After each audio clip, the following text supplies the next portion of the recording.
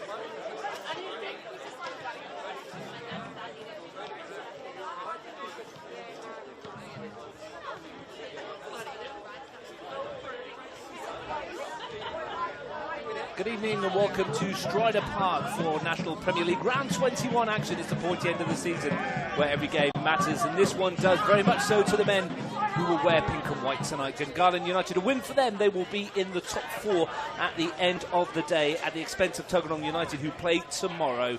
Monaro Panthers, well, they've got nothing to play for, which we'll discuss in just a moment. My name's Russ Gibbs, and Frank Keisha is with me. Frank, how are you going? Very much so. Let's see what's going on tonight, because we're going to go through the results elsewhere in a moment. But game week for Gungahlin, well, they need to win. Monaro doesn't matter so much. Yeah, exactly, Russ. Thank you. And g'day to everybody listening in. Today, looking forward to this. Monaro's round is buzzing actually this evening. Russ, is a lot of people here watching it. Say a few nerves flying around in the Gungahlin camp, and probably the same happening over at Tuggeranong as well.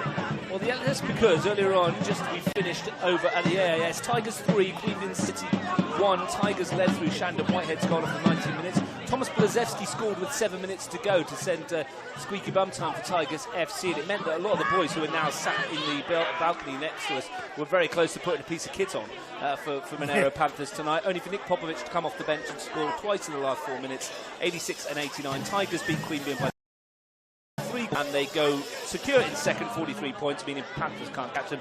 Probably the result we expected. Red card of note, Goran Jozowski sent off, second bookable offence, I think it was, for Queanbeyan. What we expected, but maybe not in the manner that it happened. Yeah, look, and before we go any further, hats off to Queanbeyan City. They've had an outstanding season.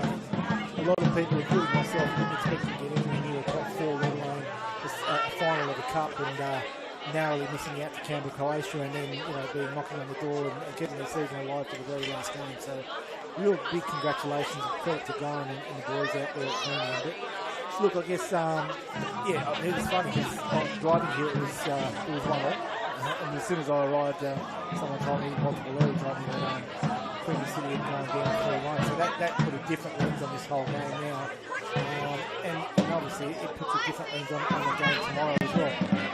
I know we've had a chat about this a lot. I love these games that will be played at the same time in the one, So, there's not this going about it tonight. Gungahlin either knowing where they are or where they're not. Tuggeranong will be in the same boat. If those games are happening, you can imagine what it would have been like 7 minutes ago. Queanbeyan City are 1-1. Canberra, Croatia might have been 1-0 up or 1-1 against Tuggeranong. This game might have been in the balance. It's a shame that we don't have that bit of foresight there. Before we look at this game tonight, let's talk about what happened in the Riverina. Ugali, if it is their last game in the National Premier League, which at the moment it is, pending the review going through, etc., they've gone out in some style, haven't they? They've won by 7 goals to 1 against O'Connor Knights today. A thumping victory. They were 7-0 up before Harry Martin pulled one back with a deflected effort with 9 minutes to go. Danny Reid helped himself to a hat-trick. The first hat-trick for a Ugali player since Joe Priest got one in the Capital Premier League a couple of years ago. Third was from the penalty spot. Samuel Rositi got on the score sheet for the second time this season. Darren Bailey bagged himself a couple of goals and a couple of assists to go. One of them beautiful big finish when he was through 1-on-1. And Fabio Cacapalo came off the bench and scored his first ever National Premier League goal as well, to much delight from the Ugali players. They celebrated every goal as if it was a World Cup final winning goal. They were absolutely brilliant tonight, and they've pulled themselves away from the bottom of the table, which consigns the Knights to the foot of the table. In fact, they finish 4 points clear of O'Connor. Fantastic performance from Ugali, probably their best of the season. Well, to be honest, notwithstanding the winning Deacon. Well, the other thing is, Ugali have had a really good back end of the season. I think their back end of the season in the last probably 8 to 10 games would be upwards of around top 4 sort of position. If you did a mini table, which is something I do with my girls this year, is you look at different parts of the season.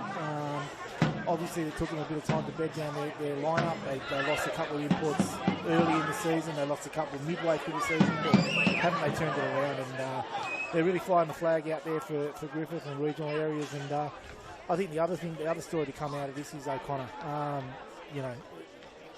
2 years ago, league champions, won the league by 15 odd points. Year before that, they were in the finals. Last year, they were in the finals. They're a shadow of the side that was taking the field, this time last year. I don't know what they need to do, but they've obviously got to put their finger on it, and they've got to do a real big rebuild over the off season. A lot of talk, and I had a lot of talk about the goalkeeping situation at Tigers as well. I want to clear something up here because I spoke to Christian Nell last week. Tigers or O'Connor, sorry. And Christian Nell said he's ripped something in his shoulder, which is why he's not been able to play over the last few weeks. And that's why the young boys have been getting a chance in goal. It's not like he doesn't want to play. He just can't. He's injured. And these questions that I'm asking, sort of rhetorically now, they're not pointed at one or two players. They're not pointed at the coaching staff. That's obviously something the whole club needs to address. I guess the one thing I used to, even when I was coaching in the men's competition, I used to love to see the posts pretty much day after grand final, sometimes even before, with O'Connor starting their pre-season. Their pre-season starts now, and they need to get themselves ready, and they need to address a number of different situations at the club, probably far deeper than just the playing group, and then move from there, because we know what they're capable of. They're, they were outstanding for 3 or 4 years. Yeah, and Gungahlin, though, 3 points for them this afternoon, beating the Knights by 7 goals to 1. Thrilling performance from the boys down in the Riverina. Let's turn our attention to the CPL before the teams come out here. League champions Belconnen United. Well, after the Lord Mayor's show, I guess you'd call it, White Eagles nil, Belconnen United nil. Don't know what they've done with their team. Maybe they rested a few boys, but a 0-0 draw for the league champions. Quimian City, Canberra Olympic will wait for them in the qualification final next week. They warmed up with a 3-0 win over ANU. Luca Flores, Adam New and Hassan Al Nawasir with the goals for Olympic. ANU themselves will face an elimination final against Canberra Juventus, which will be an absolute cracker. Brindabella Blues beat Juventus 3-1 today. Curtis Schaefer scored the first. Josh Gaspari equalised. Not sure who got the other two yet. We'll bring that to you later. Blues finished 1 point behind Canberra Juventus, just outside the top 4. And the other game in the CPL, well, it's a battle of the Wanderers, and it was Wagga that came out on top of West Canberra by 4 goals to 2. Zach Steele, Thomas Yongai, Maxwell Press and Cade Lyons for Wagga. Jordan Diaz-Burdros and Juan Diaz-Teles for West Canberra Wanderers in a 4-2 win. Looking forward to that next week, Capital Premier League. As I said, qualification final, Belconnen United versus Canberra Olympic. Elimination final, Canberra Juventus against ANU. Yeah, look, I've spoken to Anzaris during the week, and I know that he was putting a couple of younger guys on the bench today. He was resting a few players that obviously had big campaigns this year for Belconnen. Some pretty big celebrations after last week. So, and also, just while I mention it, Belconnen 18s won the league title this year. They beat Radford 2-1 early this morning. That gave them the title. I think they play Tigers in the finals next week. I don't know if it's first versus fourth in the 18s. It is first versus fourth, 2v3 for the Belco will play Brindabella Blues, and Tigers will play Gungahlin, which are great games that'll be. But going back to the Capital League, there's some pretty tasty semi-finals there. Good result there, for Olympic finishing second. They lost their way a little bit halfway through the season after starting like house on fire. Brindabella, usual story. They probably gave themselves too much ground to make up, but they always come home like a train. Brindabella are one of those teams that they were horses. You'd be backing in the Melbourne Cup where they can run on, because the longer the better for Brindabella and Juventus. The influx of players halfway through the season has really kick-started them. They started off pretty well, picking up a few results, but now they're a massive threat coming into the semi-finals. And that could be anyone's, including ANU. Yeah, looking forward to that. Men's finals next week, just for everybody out there, will be played here. National Premier League elimination final will be played here, and the qualification final at 4 o'clock will be Canberra Croatia versus Tigers FC. At 7 o'clock, I understand, will be Monaro Panthers versus either Gungahlin United or Tuggeranong United, depending on how we go over the next 90 minutes and tomorrow. So let's have a look at the lineups tonight, because it's, as you would expect, Monaro Panthers have rested a few. They've got 5 players teetering on yellow cards at the moment. Dylan Deep-Jones, Fernando, Christian Kreskus, Fakedi Manda, Robert Kachenko, all absent, rested, and just in case they picked up a 4th. Zach McLaren is also suspended. He picked up a 4th last week. Sam Rosbakken has had a season-ending injury, I'm told, and alongside Adam Di Franceschi. So in total, that's 5, 6, that's 8 players that would potentially be first-grade players for Monaro Panthers unavailable tonight. I will run through the 11 in this second, Frank, but first of all, the ones that aren't here that were nearly putting a kit on, even though there were 3 yellow cards on because they might have needed to get second place, they get a rest, but that aids Gungalin's cause. Of course it does, and again, this comes back to my argument about playing that last round all at the same time. They don't get that option if they've still got something to play for. Well, let's have a look at the 11 that Paul McCaw has put out there, and which we believe will be a 3-5-2 as per usual. Heath Illich will start in goal. The back three will see Patrick Mitchell, Marco Guy and Jack Elwood across the line. Ryan Straub and Mitchell Jervis-Hamilton are given opportunities to run in the centre of midfield. Straub has been a regular for most of the season. I'm expecting Nikos Kalfas to play one side, Giuseppe Tyne the other, and Conor Minott-Smith to play as a 10. The front two, well, there's a bit of quality up there. Stephen Dominici and Daniel Barach continue to lead the line for the Panthers. The bench, well, it's full of young talent. One of them has played an NPL game in his career, and then outfield the other three might make debuts tonight. That's Thomas Straub, alongside defenders Alexander Lulic and Lucas Carey. Joshua Young is also named on the bench. Geriam Memetash is the substitute goalkeeper. Plenty of young talent on the bench as Panthers also look to the future as well. But the team, even though they're missing a few, is a strong lineup, and up top they've got quality. Oh, the first 11 is good enough. I mean, you know, the likes of Barrett and Dominici up front with Minott-Smith playing at 10. You know, you've got some real quality there, and obviously, you know, good to see Kalfas back into the starting lineup. We had a bit of a discussion on the group chat, so if he does score tonight, look out for a celebration. Has he got something up his sleeves, has he? If he does, then he's in trouble. Well, the big news from the Gunners camp from Javier Roque, no Yoshida Shoki. Not 100%. He is on the bench in case of emergencies, break glass. He will be amongst the substitutes. Javier Roque has gone with a 4-4-2 formation. Aidan Mumford is the goalkeeper, as he normally is. Their back four sees Bailey Dickinson on the right, Nikita Burns on the left, Jack Green, who scored the goal that kept their finals hopes alive last week, partners Thomas Robertson in the centre of defence. Deacon Palombi and Angus Bailey are the midfield two. Riley Brown wide, Will McCloskey on the other. Ayu Kimura partners Giancarlo Daddario up top. The bench, well, Shoki is amongst the substitutes alongside AJ Malaulu, Julian Smith, Fabian Oliveres and Hamish Moyle. Well, that's a team to get the job done. I think they need to, obviously, from when they started this season to getting to where they are now, they've improved a lot. And hats off to the Gungahlin coaching staff and the players there. They've done a good job to get themselves in a position where they're still fighting for a top 4 position. Huh? Simple fact of the matter is, a win tonight will put them on to 28 points. And that will put them above Tuggeranong United into 4th. Tuggeranong on 27 as we speak. Anything less, and Gungahlin are out, and tomorrow's game becomes a moot point. If I may, Russ, if I could just do a bit of a shout-out. Anyone that's been following Capital Football, or Canberra Olympic, or my socials will know that Canberra Olympic had Taya Asplin, a 16-year-old who was playing in the Junior Matildas. Started last night in the final of an international tournament. She started in the semi-final as well. Australia ended up taking out that game 1-0, so international recognition for her, and what a fantastic result for Brad and Tash and Taya and everyone from Canberra Olympic, and hopefully everyone from Canberra wishes Taya all the very best, and congratulations to them. Absolutely, and you haven't picked her this year much, have you? Well, she hasn't been available. These superstars go on camps and things like that, and they break a toenail and they're out for 3 weeks, but great kid, fantastic family. Can't wait to welcome her back, but more than that, you know, just can't wait to see how she goes in the next few years. She's going to be a star. Here's a bit of news for you that you might not know as well. Today's referee is Jordan King. This will be his last match as a NPL official, Jordan King. Even though he's a young lad, he's got other things going on in his life as well, so he's decided to step away from it after this. This will be his final game. Lachlan Lee Chiang and Benjamin Cracknell are his assistants, which is a shame. He's a good referee, Jordan. He is a good referee. But he's got other things going on, and, you know, life moves on, doesn't it? It does. We'll be sorry to see him go, and we wish him the best tonight. I had the pleasure of having Lachlan run the line in front of my bench on Thursday night. I could hear you from the TV screen, my friend. He could hear me as well. We had a bit of a chat. It was good fun. He's good value, Lachlan. He's very approachable as an official. I really appreciate that.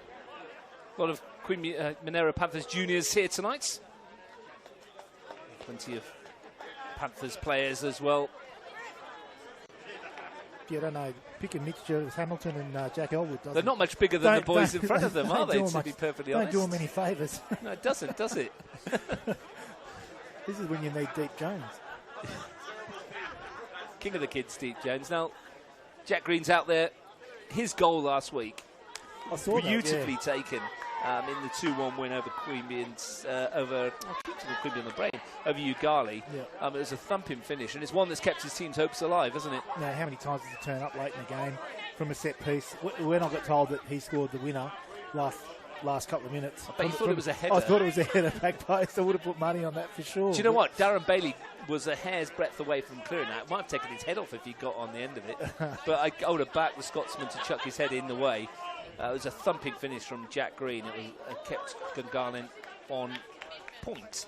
In 13 teams have met 24 times in the NPL. Gunners have won 11, Panthers 6, 7 draws. 13 matches at this venue. Gunners have won 5, Panthers 3, and there have been 5 draws in total. 84 goals scored in 24 games. Both teams have netted 42 apiece, which is nice. 42 goals each. Interesting statistic.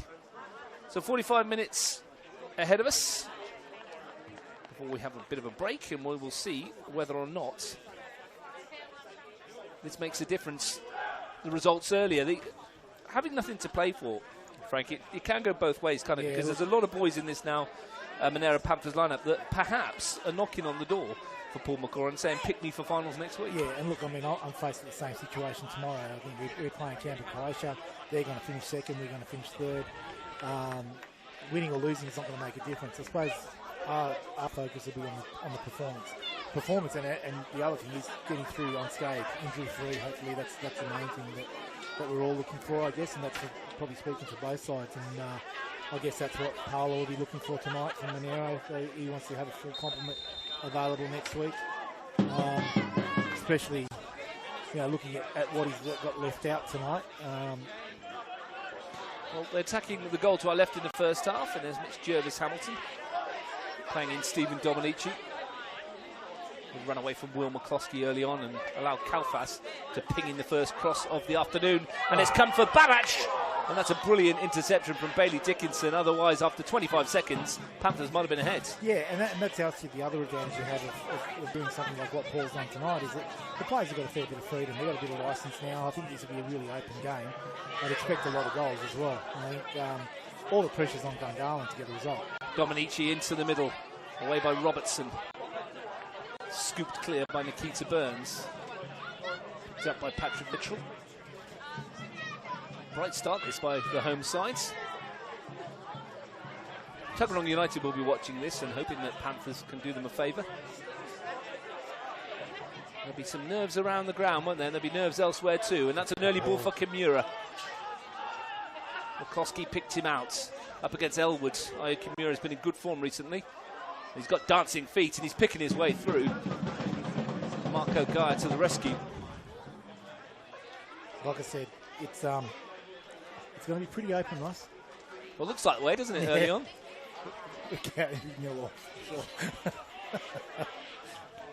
There have been 7 draws in the 24 games between these teams, so a draw is statistically the most likely option. Dickinson. Kimura, lovely feet again. He's been impressive the whole time, I reckon, Ross, since he's come over. I think we commentated on his first game when him and the French boy arrived against Queen City, and I thought he looked the part then. And you see a number of these players do different things, but he's really put himself about and really poured into the club. Scored 3 in his last 2. Kimura has 8 in 12. There is a little side notes going on here for the Golden Boot. Daniel Barach has 17. Yeah. And then, of course, Nick Pradagina's not far behind. Steve Nealon not far behind as well. We'll see how that plays out. Dickinson took that down nicely. Beautiful. Yeah. Runners ahead of him. Giuseppe Tyne. I wonder how difficult it was for these players that were expecting to play and then maybe thinking they're not going to play and then thinking, well, they aren't playing. Because I know the team would have been picked, like this team was picked, I can tell you, at least yesterday, because I got it yesterday. Yeah. Whether the players were told, I don't know. I'm sure they were. As Kalfas heads that away. But there was that shout that at 1-1, those boys were ready in the changing room to get changed if necessary. Now, I don't know whether that changes the mindset somewhat. I'm not sure. Look, to be honest, if you're not preparing like fully committed and you're sort of half thinking you may play, half thinking you won't, I think the better result is you won't, because that way, you're not coming in half-hearted, you're not coming in unprepared. I think this is probably I know Monaro would have liked to have finished second if they had the chance, but this is the next best situation. They're safe. They know they're going to finish third. They can rest a few players. They've worked themselves into this situation themselves. So hats off to them for getting enough points to be safe and not needing to get a result tonight. So good luck to them. I think it's just one of those things. Burns finds McCloskey to whip that in. I'll take a deflection, or it won't. Just drops out of play. And whilst those players will be disappointed not to play tonight because they're on the cards and they've been rested, I tell you what, they're loving life at the moment because Anthony Zanetti's looking after them in the supporters club behind us. Once again, brilliant spread in there tonight. There's so many people in there tonight. They're inducting some life members to the Hall of Fame, I think. I believe so, yeah. Later on after the match. So there's a lot of people around in there. But yeah, they're probably enjoying themselves eating the spread in there now, the boys. And availing themselves of the beverages on offer. Over the head of Angus Bailey, drops for Jervis Hamilton. Once again, though, thanks to Anthony Zanetti and his team for their hospitality tonight. Kalfas breaks for Straub. And this is a good opportunity for the likes of, say, Tyne, Kalfas, Jervis Hamilton, just to put their best foot forward as well. Even, Marco Guy, a little bit, he's sort of been in and out, probably more with injury than anything else. It's been great to see Mitch Jervis Hamilton back. Yeah, he had that horrible leg break in the grand final, didn't he? And it took him a while to get over it. Now back playing in the first team. Came off the bench earlier in the season. This is his 38th National Premier League appearance. He's yet to score a goal in 38 National Premier League appearances. A lot of them are sub, by the way, but he's quite prolific in the lower grades, wasn't he? So it's a bit surprising he's not. A bit deeper today. Robertson, who's had a good year as well. Yeah, and Robbo would have been in that game when Jervis Hamilton broke his leg. So with Pat Mitchell. A lot of those boys grew up together. McCloskey out on that far side. Yeah, I think both my kids are involved in that squad as well. But it's a really good comeback there from Jervis Hamilton because that was a pretty horrific accident. Yeah, it wasn't pretty, was it? It was a slip. Yeah. More than anything. Remember it. It wasn't nice at all. We will be at Deakin Stadium tomorrow. They will be getting the championship trophy and their medals pre-match. Canberra, Croatia. I'll tell you what though, Frank, this week's been quite nice, but over the last couple of days the temperature drops something chronic again, hasn't it? It's been horrible. We played on Thursday night, yeah. But I watched the Canberra, Croatia Gungahlin game on the Wednesday night, and the rain was coming down sideways. It wasn't Michaela Thornton put up an Instagram story this morning saying, I'm going to retire. And I don't blame her. It looked horrific. It was torrential. Yeah, I watched a bit of the Tuggeranong Gungahlin under 23s the same night, and it was horrible. Here's Jervis Hamilton trying to burst through. Justin Kapowski on the camera sent me a message and said, I bet you're glad you're not a Canberra. It was not nice. To be honest, that game, Canberra, Croatia, Gungahlin, we were supposed to cover that. Sam Watson was supposed to do it, but I pulled him off it in the morning because of the conditions and not being undercover. Oh. Had players outside him there. He was a happy boy that I did that. Minus Smith. Kalfas lets it run. Burns with the slide tackle.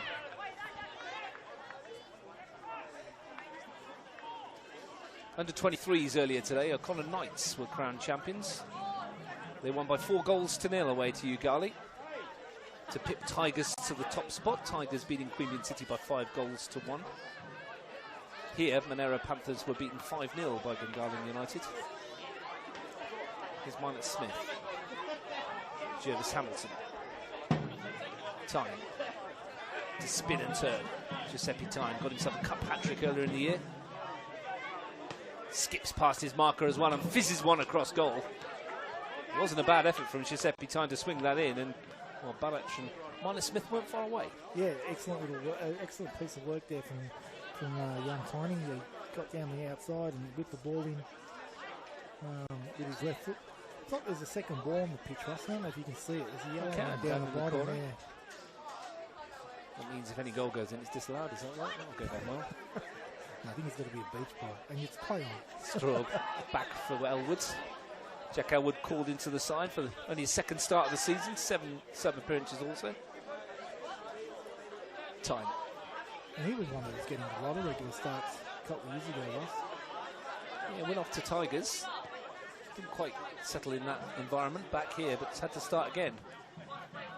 And the second ball comes into play. Kimura back there helping out, long way from home in terms of his positioning. You lose your, as opposed to where he lives. Where he was born. Yeah, probably. To be honest, he loses a couple of marks off his centre forward card there, doesn't he? Going back to defend that deep.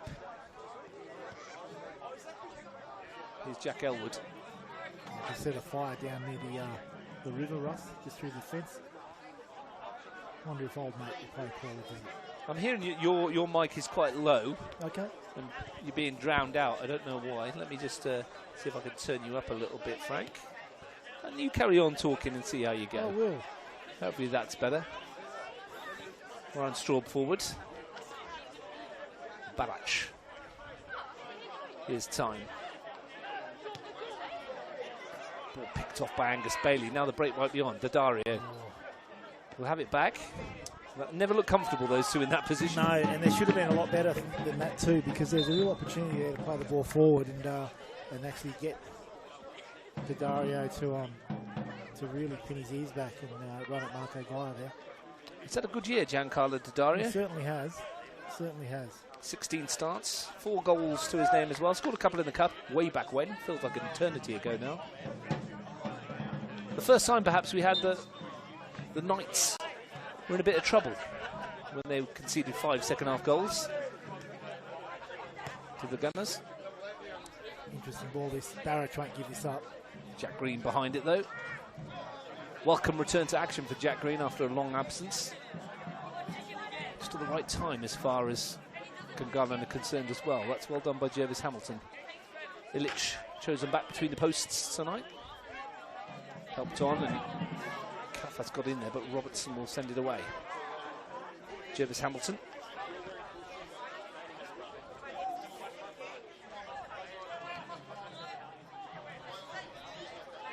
Played twice this season. Panthers have scored 11, conceded none. Great ball. Just over the head of time from Kalfas. Had a big 7-0 win here earlier in the season. Over Gungahlin, did the home side. Dominici goes for a little chip. Yeah. Mumford watched it all the way. I'm not sure whether that was a chip for Barach or an effort at goal. I'm not sure. Or a bit of both. I saw Mumford sort of creep forward a bit, and I saw Stephen have a bit of a peek. He's clever football, Stephen, we know that. A little from column A, perhaps. A little bit from column B. He's a tall man, needed Mumford to chip from that range. Wouldn't put it past Stephen Dominici, though. This is a striker that scored 187 Premier League goals. Well, we've seen some pretty good long-range strikes on this pitch, Russ, over the years. A couple of this year, even. I mean, this strike partnership between them has 297 goals in this competition. How many have they got combined this year? Combined this year, well, I can tell you that as well. 26 in the league, plus 1 for the cup from Barach. Danny Barach with the most of them, 17 league goals to Dominici's 9. Nice turn for Connor Minor-Smith. He's the man in form at the moment, Connor Minor-Smith. Kalfas in towards Barach, who can turn and roll it home. And a goal of seismic proportions for Gungahlin United, and one also for Tuggeranong United. But it's Daniel Barach who gets his 18th of the campaign, and 30 minutes in, the Panthers lead. Yeah, and that all came from the turn in the middle of the field from Connor Minor-Smith. He unleashed Nikos Kalfas, who just played a nice simple ball down to feet to Daniel Barach, who was allowed to turn in the box, basically the 6-yard box, and just did enough to manage to get that past Mumford. But I think if I was on the Gungahlin coaching staff right now, I'd just be saying that was way too easy, Russ. The noise from the Panthers locals was drowned out by the noise from Mitch Stevens and co. down at Canbar 2. Gungahlin need 2 if they are to make their way into the top 4. Bailey Dickinson, long way to go though still. Dominici. And as if on cue, Daniel Barach found the net. It's a lovely turn, wasn't it, in the penalty area, and then a composed finish. Still, you'd expect better though, wouldn't you? Like, as defensively? Defensively? Don't ask me about defending. Here goes Kimura, brushing off the challenge of Elwood, down under the challenge, a little too easily. Marco Gaia not impressed. But yes, I think you would expect a little bit more. I mean, Barach has rolled him, hasn't he, with that he did. Too easily for Javier Roca's point of view. But even the fact that Kalfas could just get his head up and just roll the ball into someone in the 6-yard box. Well, it's not the first time in the first 13 minutes that Nikos Kalfas has threatened down that touchline.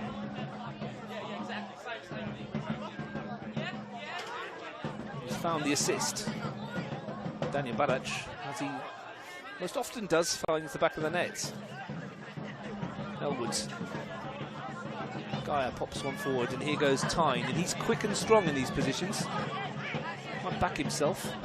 Instead finds Minot Smith, Mitchell Jervis Hamilton rather. Straub. Jervis Hamilton. Well, they had a shooting opportunity, chose not to take it. Conor Minot Smith, I was talking just before that goal, 7 goals in the last 8 games for the Panthers, including 2 in the Clearwater Derby win over the road last week, which would have gone down well in these parts. Not only did Panthers get the 3 points they wanted and a win, they also put a nail in Queanbeyan's finals coffin, which was slam firmly shut this afternoon, eventually, by the Tigers. Kimura. Daddario takes it in wonderfully. Here's Giancarlo Daddario. Oh, what a finish! Goal. Brilliant from Daddario. Gungahlin is still alive. Sensational finish. It's 1-1. We've seen some magnificent strikes on this pitch, Russ, but you won't see a better goal than that this year. I'm telling you now, the ball from the ball that played into Daddario was behind him. He's taken it with his first touch, managed to turn, fought off Marco Gaia, and then beat Illich in the near post. That's a fantastic goal. Super finish from Giancarlo Daddario, and the Gunners back on terms within 2 minutes. A draw wouldn't be enough, but they've given themselves a foothold. And we're back to where we were. Kimura's little chip, what a take from Daddario. We were just mentioning about how good he's been this season. Well, there it is, in a nutshell. And boy, did he find a finish. You mentioned it was open, Frank. It has been. Wonder if there's a 4-4 on the cards for us tonight. I'll tell you what, it's a proud moment for the Daddario family. I know his father Frank played a lot of times here for Monaro and no longer with us, rest in peace. And fantastic goal. Yeah, beautifully taken. And the turn and the pace and the finish, top draw. That's good from Tyne as well. He really was to hold him off and he managed to get the turn. I thought he was going to run himself into a bit of a corner there, but did a great job to get himself out. Importance of a win tonight cannot be overstated. It can turn Gungalin's, what was a horrible season at one stage, into something that might give them something. The league champions from last year. Here's Straub. Dominici. Just skips past Dickinson a bit too easily. He gave it up. He wants a free kick and he's going to get it. Yeah, he just grabbed the back of his shirt there. Dickinson wants Dominici had beaten him. In the first 10 games this season, from the first 30 points available, Gungahlin United picked up 6. It was a horrible start to the campaign, but the second half of the year is what's put them in this situation. 19 further points added before tonight. These 3, the most vital, should they get them. Defending to do, 1 apiece. Stephen Dominici over this. Plenty of Panthers in the penalty area.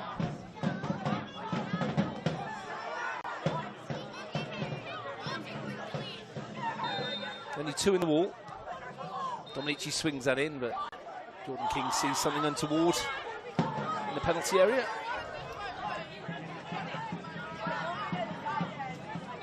We don't talk about penalties tonight, Frank, unless you're a Grimsby Town fan. Well, you talk about 11 good ones. It wasn't bad. Oh, mate, to be fair, there was 23 good ones and 1 poor one. And even the one that was poor wasn't too bad. Just wasn't good enough. Elwood finds Dominici, good first touch, and the second one might have been better, but just a snapshot of what he can offer, as if we needed to know. Yeah, really teed that up until he's just dragged it a bit. But yeah, that was must have been tough for us to go through that. I was well behaved, we didn't say too much. I sent a message to my dad about 9 apiece saying, could someone just miss? I've got to get the kids ready for school. Well, I didn't really care at that stage. Somebody just missed, it doesn't matter. I did send him a message about in the 85th minute after it went to 2-2 and it was going to pens. And he said, do you fancy United on pens? I said, not with a Nana in goal, because all you've got to do is hit the target. I'm not going to get near any of them. You know, great night for Grimsby, though. And that's what we love about football as well, though, Frank, is that football can bring those kind of results. I'm not sure any other sport can. That's offside.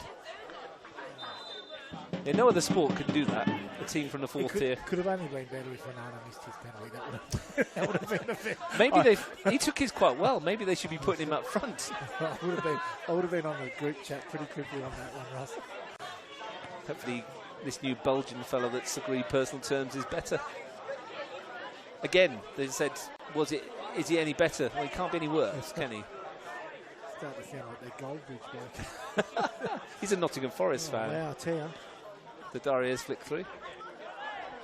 He's masquerading as a United fan, that bloke. Here's Conor Minor-Smith. That looked offside as well against Stephen Dominici. Lucas really started off well. Really started off well. They've thrown him in different positions this year, haven't they, Dadaria? Yeah. He's leading the line tonight as part of the front two, although Kimura has dropped wide quite a lot to get I've got to be honest, it must be a family trait, because his sister's pretty similar.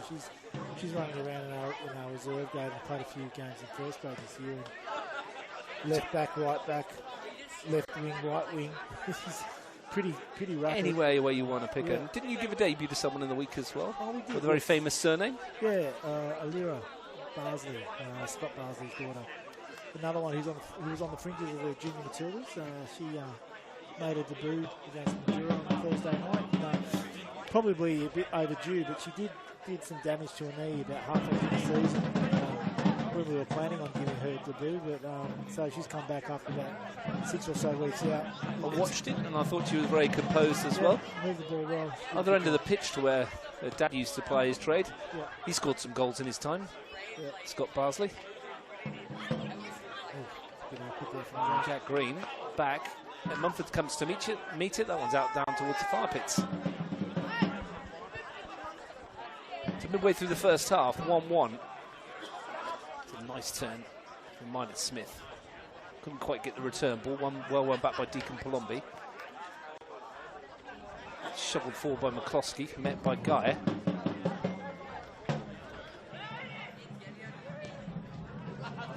Apparently we're really struggling with your microphone, Frank. We can't hear you very well. I'm not sure what's going on here. We can hear each other pretty well. I can hear you perfectly. I'm just going to try and squiddle a few happens there. Hopefully that might make a bit of difference. I've turned you right up, so okay. Hopefully that makes a difference to you. We will see. Yes, I mean, just be careful. Here's a chance for Barac in the box. Second bite of the cherry. Back for Minor-Smith. Comes out as far as Strawberry had a bang. And that looks a foul by Gaia. We will get it sorted. I've just turned, that's me, I think. Just turned you up a bit, Frank. How's that going for you? Yeah, I think it's pretty well. You can hear you okay. Well, we'll see if anyone else gives you a shout out from home. If you can hear Frank, let us know. Yeah, that'll be nice. Might be better if we don't. Jack Green. Well, Kimura, has he gone too early? No, he hasn't. He's timed this beautifully. Are you Kimura? And he's going to open it up for a shot here. He's still going. Oh, that's a pen, and then he falls over under the challenge again. Marco Guy's got something to say. If there was no foul, is that not a card? Booking for diving. Yeah. Booking for diving if it's no card. For the simulation. Don't seem to get them anymore. I'll let you know if anyone lets me know that you can hear. Marco Guy. To clip it forward. My phone just pinged from you and it said, can you hear me? Yes, I can, but it's up for somebody else. That was in the group chat. That was for the group chat, seeing if Worthington can turn his hearing aid up. Jack Elwood with the throw. Tyne turns, leaves it for Dominici. Robertson sticks close. Jervis Hamilton. Kalfas just rolls Nikita Burns. 3 to hit in the penalty area again for Nikos Kalfas, should he so wish. Take him on. He's decided to have a go himself. It's not a bad idea from Kalfas. He still manages to force it in. But Mumford at his near post. He's comfortable behind it.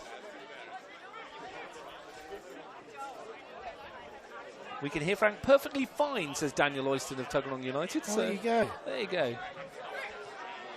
Perfect for you, Frank. It's Worthington. He can't hear anything, can he? Great win by Ryan Straub. Comes out to Minot Smith, finds Kalfas. Ricochets into the path of Minot Smith. Back for Straub. Yeah, you don't want Minot Smith placing anywhere near the edge of the box. It's a good challenge. Yeah, Kimura's come back to win it again. He's been bright. Off he goes, and he's gone for a chip from a mile out. The radar not on. I don't mind the idea, but I tell you what, the Dario was in a good spot if you could just unleash him, because he's probably had Elwood covered there.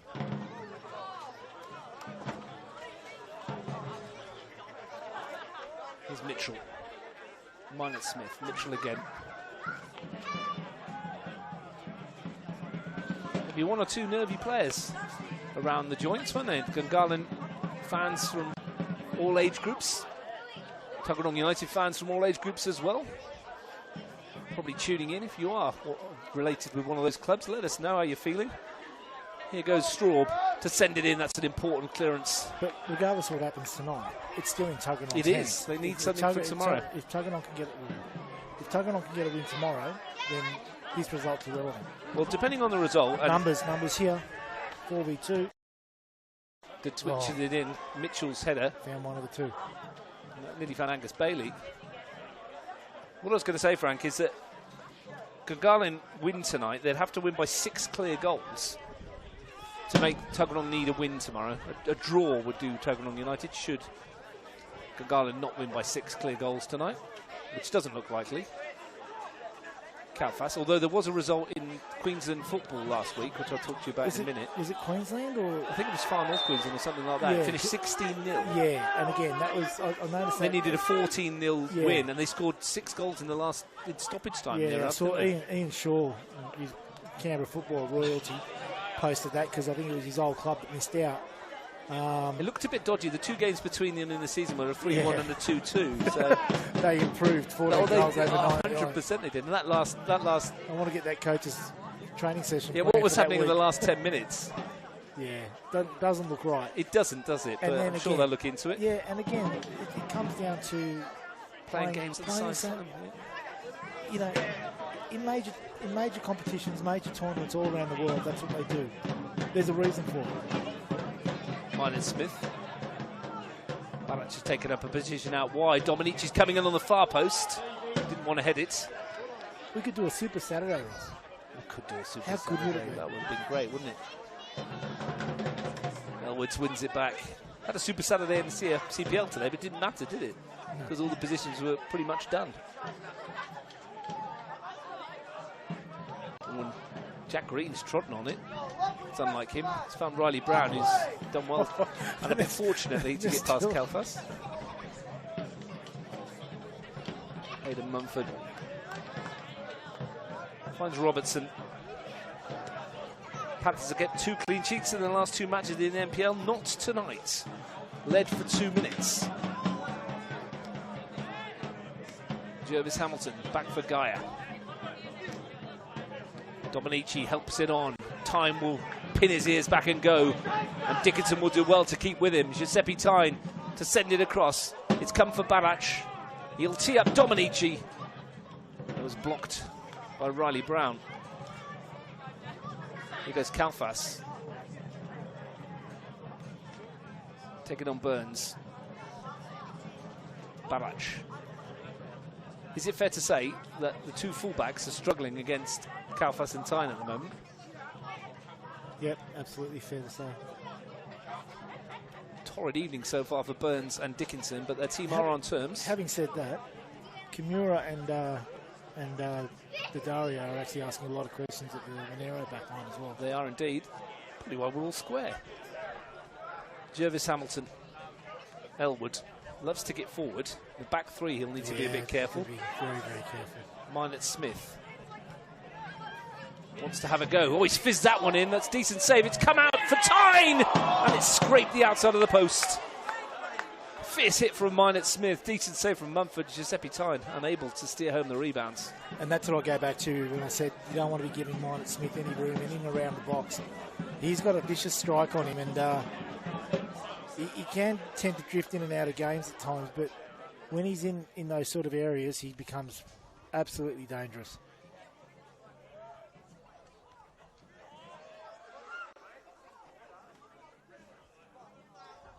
Kalfas sends it forward. Green leaps highest. One back by Mitchell.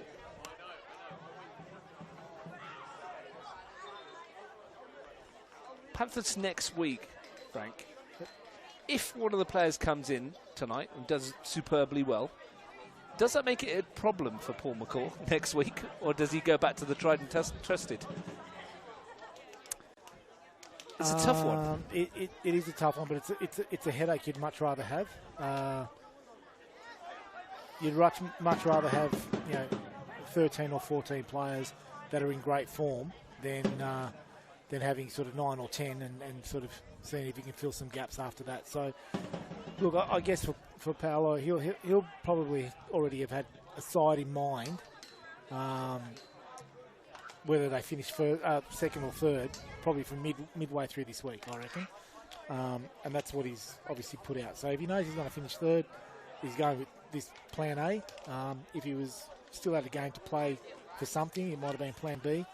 And then you look at what's going to happen next week. He knows if there's players carrying knocks. He knows through training over the last few weeks whether there's someone who might be struggling with, an injury, fatigue or things like that. And he'll have that in the back of his mind. So I'd expect as well, like in the second half, you'll see a number of changes with those young guys getting a good few minutes on the field. Free kick goes the way of the Gungahlin. McCloskey was fouled. Chance for Jack Green to amble forward for the first time tonight. Chance for Giancarlo Daddario to deliver something of telling quality. 4 on the top of the box in pink. Robertson unmarked on the far post. Going to make a late run. Free kick not good enough, unfortunately, for those of a Gungahlin nature. Kalfas. If we go through that list of players that he's got out, I think there's probably a few that are automatic selections, like your Chichenko's and the like. Well, I'll go through it for you in a minute. Yeah. Just in a second, as Dickinson tries to drive through, bearing in mind that Russ Barkin is out for the year, I'm told. Yep. We've got Dylan Deep-Jones, Fernando, Christian Kreskus, Fakedi Manda, Robert Kachenko and Zach McLaren, all who have started the majority of games this season. And the one I'll throw in, I think he's got a couple of decisions to make. And I think the big one is Memitaj or Ilic in goals. I think that's the big one. And I think Ilic needs to have a big game tonight to stand any chance of starting next week and in the finals campaign. He's been the one that's been picked more often this season. He Ilic 15 times, but Gary Memitaj has had 6, and most of them, as I was about to say, in the last few weeks of the season. So I think that's a decision Paolo will have to make. Tachenko comes in. Fernando's been a favourite of Paul's since he's took over. So you'd imagine he'd come in. And Dylan Deep-Jones been wearing the captain's armband. Yep. Zach McLaren's bundle of industry in midfield. Yep, he's had a great year and he's a good finals player. We know that. Christian Kreskas and Manda out wide have both done their parts. And that's probably another question. So you're probably looking at, Kalfas, Tyne, Manda, and Kreskas for those 2 positions. Unless he decides to play Tachenko out wide. Oh, who wants to be a coach, honestly? So many things to discuss. And here's Elwood. Chance for him to drive forward and chance for him to stake a claim as well. Picking the teams is a good part. Like thinking about how you get, it's actually telling the players that are missing out. That's the hard part. Straub. I'll be surprised if he misses out. The linchpin this season, Ryan Straub. He's been a staple for Monaro for the last couple of years. Kalfas has got the X factor, can win you games. Mitchell. The run from Jervis Hamilton is good, and he's onside here. Delivery's not bad either. Time brought it down. Domenici's dancing with it. Couldn't get his shot away. Mitchell. Pressure is going from right to left at the moment. Kalfas. Switch for Balach. kills that ball beautifully. And the cross is good as well. Domenici's there on the far post. Didn't fancy the header again. I saw him score a hat-trick of headers the other week. I messaged you. Against Gungahlin. I messaged He never scores headers. I know. He's got a hat-trick. Yeah, unbelievable. I mean, a couple of them were just little nods in at the far post, but so what? It's a hat-trick of headers. Doesn't matter. And that was in the win down in Gungahlin a couple of weeks ago for Monaro Panthers. They won 5-0 down there. And I guess the other thing for Paul to think about is, like, who's going to make an impact off the bench? Now, someone like Tyne, when he's got all this pace, he's a player that bring him on with 10, 15 to go. Well, that's a tough one for Mitchell. He landed awkwardly. We'll come back to that in a second, Frank, because I want to ask you about that. Here's a chance for McCloskey to send it in. Good numbers again. Daddario. Good first touch. Better second touch. That's not far away either. Dipping over the head of Ilic. He's in a confident mood tonight. It's Giancarlo Daddario. He probably had two players he could have played in there. He's hit that with a volley, left foot, and it's just cleared the bar. What I was going to say, as a coach while this goal kick is being taken, finals football, does it mean you put more forwards on the bench defenders? Because you need to win a game. I mean, you've got to you can see one out, but is it better to be more proactive and pick more attacking players? Yeah, personally, and this is a conversation I had with a lot of players in and around finals time or cup type games. I'm not one that tries to close down a game, so I always, and if your defenders have done a good job, then you generally keep them on the park. So you may add a defender, but even then, like, it's all you're doing is inviting the other team forward. So look, I think come finals time, you use your bench obviously wisely, but you want to have a bit of a mix. But there's probably more emphasis on that bench making an impact going forward than the other way around. All these questions we'll get answers to next week, of course. Men's and women's finals. Men's finals on the Saturday. Women's finals on the Sunday.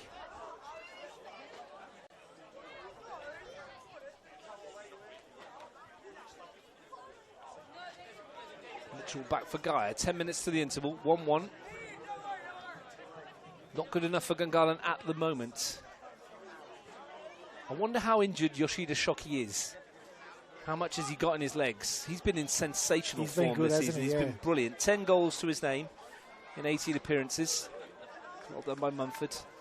You would have to think that if he stays this way for a while, you risk him. Oh, yeah. I mean, if we get to 35 minutes into the second half and there's still a chance of making finals, then obviously you have to throw the kitchen sink at him. And it sounds like, I mean, I didn't watch didn't get a chance to watch the Queen City Tigers game.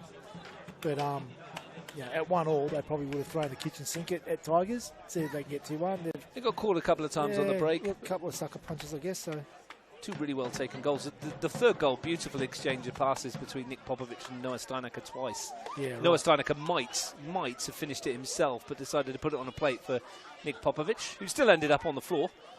Kreskas through the back of him for a yellow card as he was putting it in the net. I mean, didn't blame him. He's got to throw himself at it to try and stop it going in, don't you? At that stage of the game.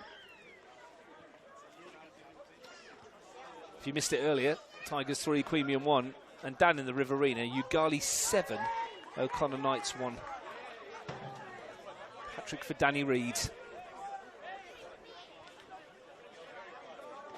Nodded away by Dickinson for Brown. Loses out for Minot Smith. Looks for Jervis Hamilton. Burns will get there ahead.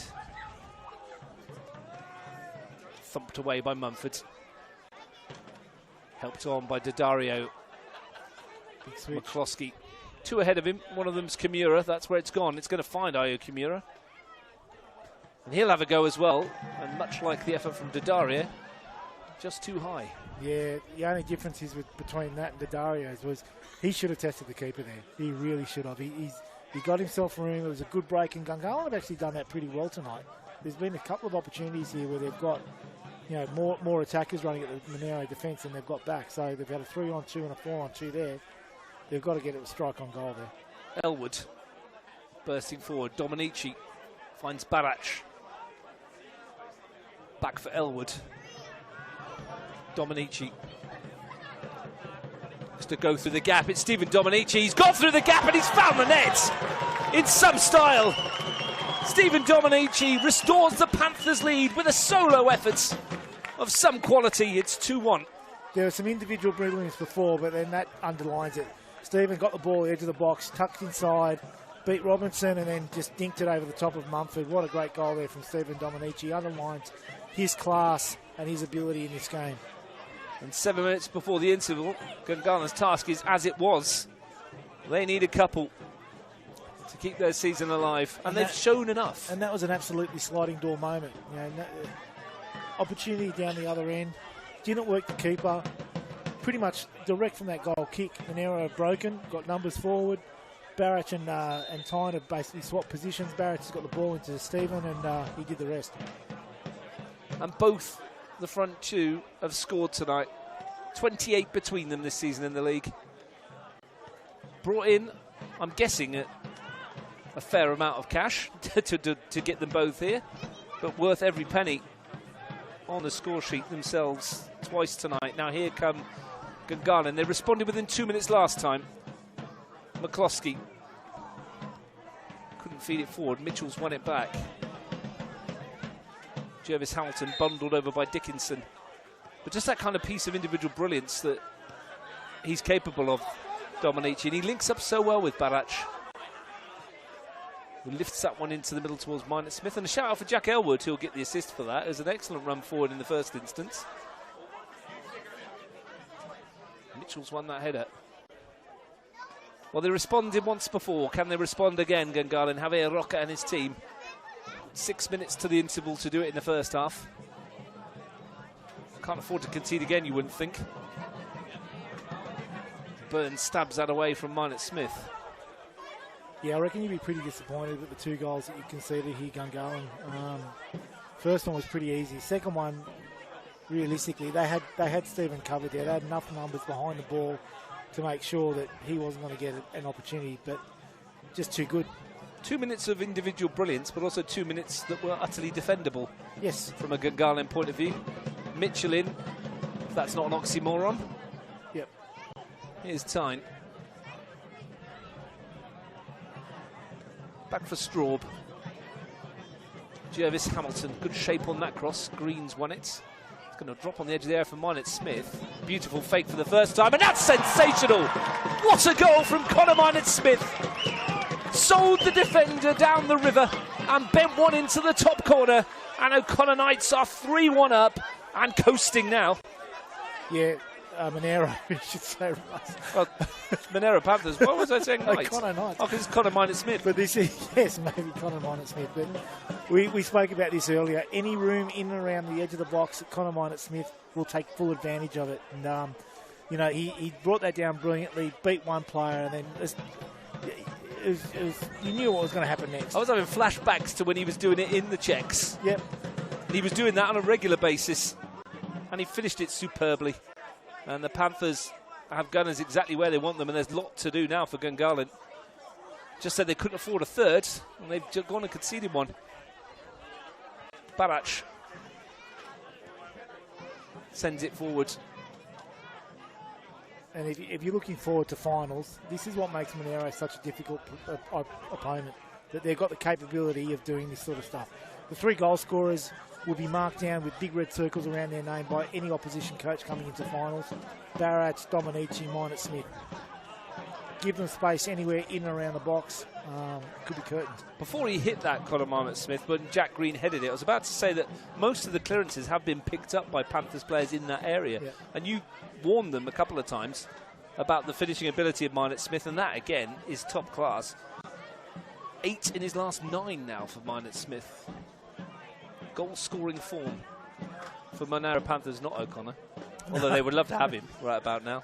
And I'll tell you now, like, and hopefully this doesn't, it's without disrespect, like if Gungahlin were going to defend like this, they can't be playing finals. If they're up against any of those teams in that final 4, they can't defend this loosely. Well, they have conceded 56 times now this season. That is the most goals conceded in the league, apart from O'Connor Knights, who shipped 70.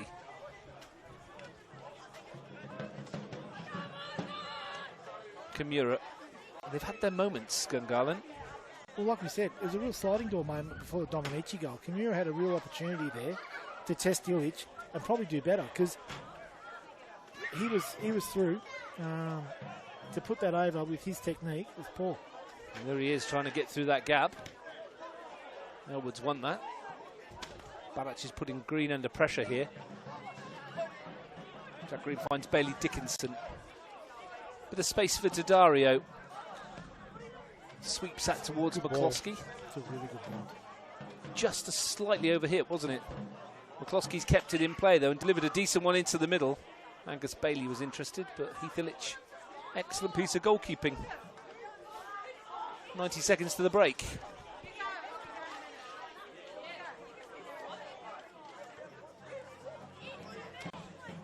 A goal that the Panthers would have enjoyed, a goal that Tuggeranong would have enjoyed. At the moment, they do not need to do anything tomorrow to make the top four, and they've not been there for a while. When was the last time?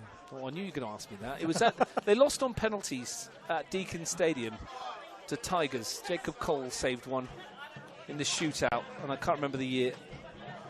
If you're from Tuggeranong and you remember the year, let me know. Mitch would know, wouldn't he? I don't know. I've done. He will. I've done so many games over the years. They'll blur into one eventually.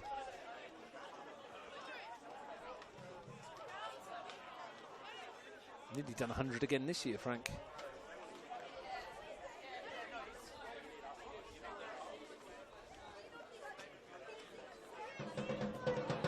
They didn't do you any favours next week at the finals.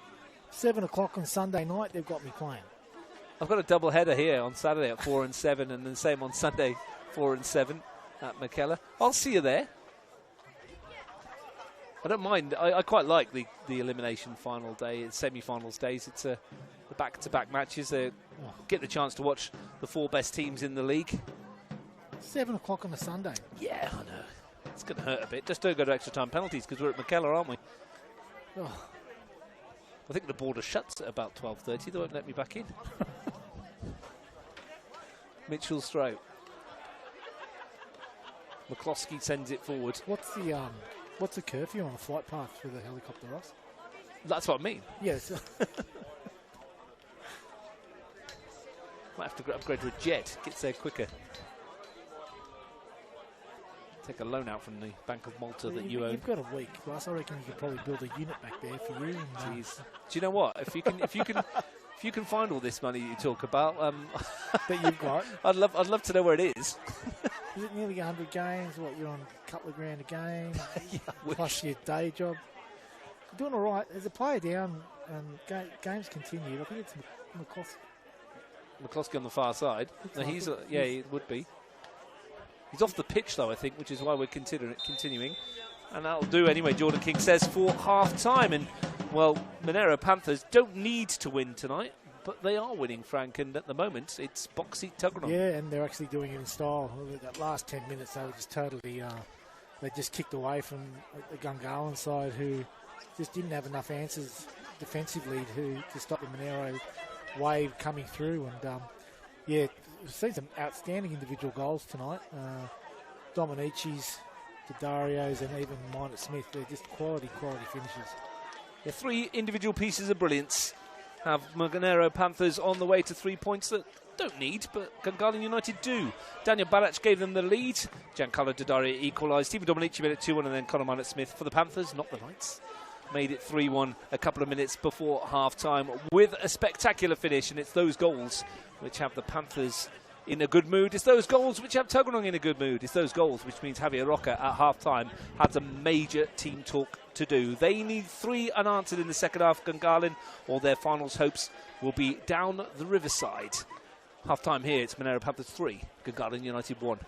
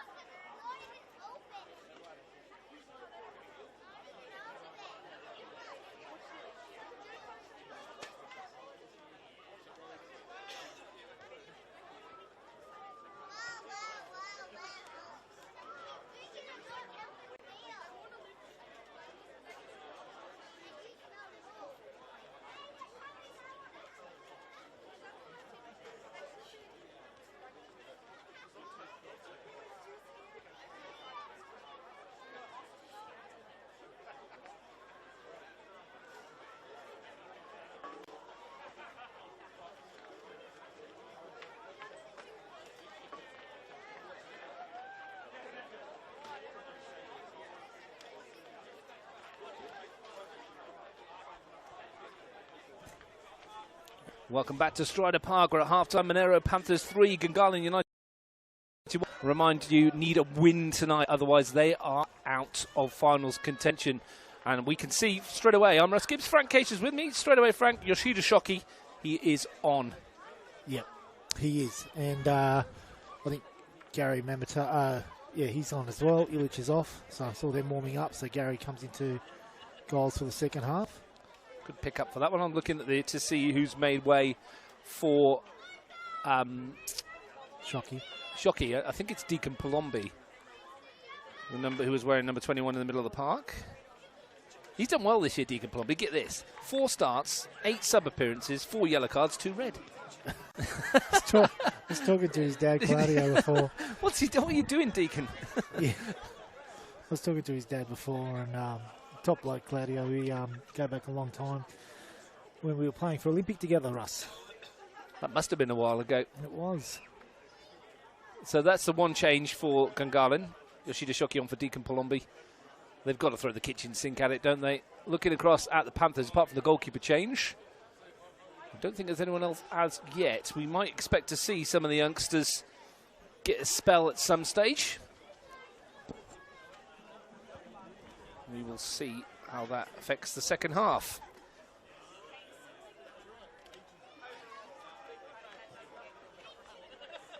Tanya Barach made it 5 in 5 in the first half, the first of the 3 goals. As it stands, Tuggeranong United will stay in the top 4 and they will play here next week against Monaro Panthers final unless we get the turnaround of turnarounds in the second half. Gungahlin United need 3 unanswered goals. Shoki already involved. Straub away. Tell you what, it's a good start. Well, they may as well throw everything at it. Yeah. There is no tomorrow if they do not get something back. Angus Bailey. And if they could get 1 back, it would give them belief, wouldn't it? Because suddenly 3-2 looks much more achievable to get a couple more. Mematage. You got a touch on that too. He did. Shoki half-charged it down. It came out for Mitchell. The problem is, while they go looking, this Panthers team is well equipped to hit them on the break. Nikos Kalfas. Do we know what the injury was? Let me just check. I don't think I've got a... I didn't ask. I don't normally ask. To be fair, I just ask... yeah, and just injured, not 100% is what I was told. I don't like to pry. Unless it's you. Yeah, I was about to say. Yeah. I never use what you tell me anyway. I'm not going to say the player's injured. Robertson forward. Frank Casey pulled up injured this morning. His wallet weighed him down. The shoulder. I swear to God. You did mention it was the shoulder. And that was picking up the wallet off the ground, wasn't it, when you dropped it? Or was it at the gym? Didn't know what I did yesterday at the gym, but I told you, mate, you're better off eating cake. I know. I've never hurt myself eating cake. Not once. And you've had some big slices of cake. I've tried a few. Yeah, absolutely. Colin Mike Smith, that's a foul. It's agricultural. Yeah. Beautiful night. Well, that weather was a bit cooler earlier. It's actually got a bit better, isn't it? The wind's gone died away. Down a bit. Yeah, I thought it was going to be free. I wasn't sure what to chuck on tonight, but it's a really pleasant evening. Well, fortunately, that howling wind that went across the AIS earlier today seems to have skipped us down here. Yeah, it'll probably pick up about 3 o'clock at O'Connor tomorrow. No doubt. Wind-assisted chances, perhaps. Just get Maddie Keisha behind the ball after a hat-trick of thumping efforts on Thursday nights.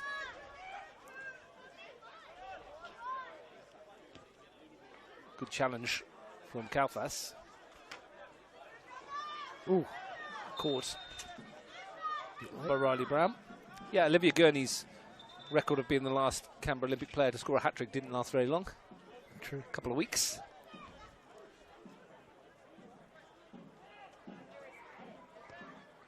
One at Smith.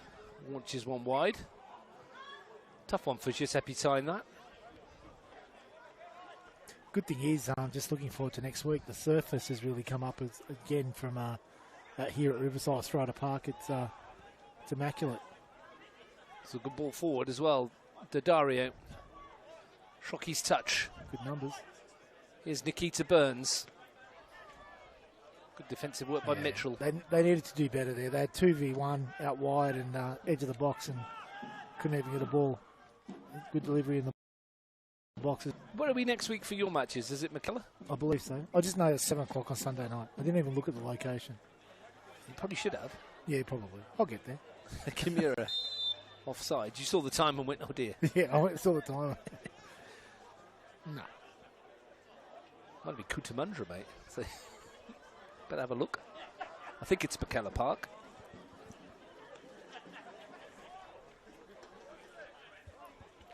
Pretty sure I can have a quick look now. Mitchell sends it forward. Kalfas got a touch on it. Minot Smith. Back for Jervis Hamilton.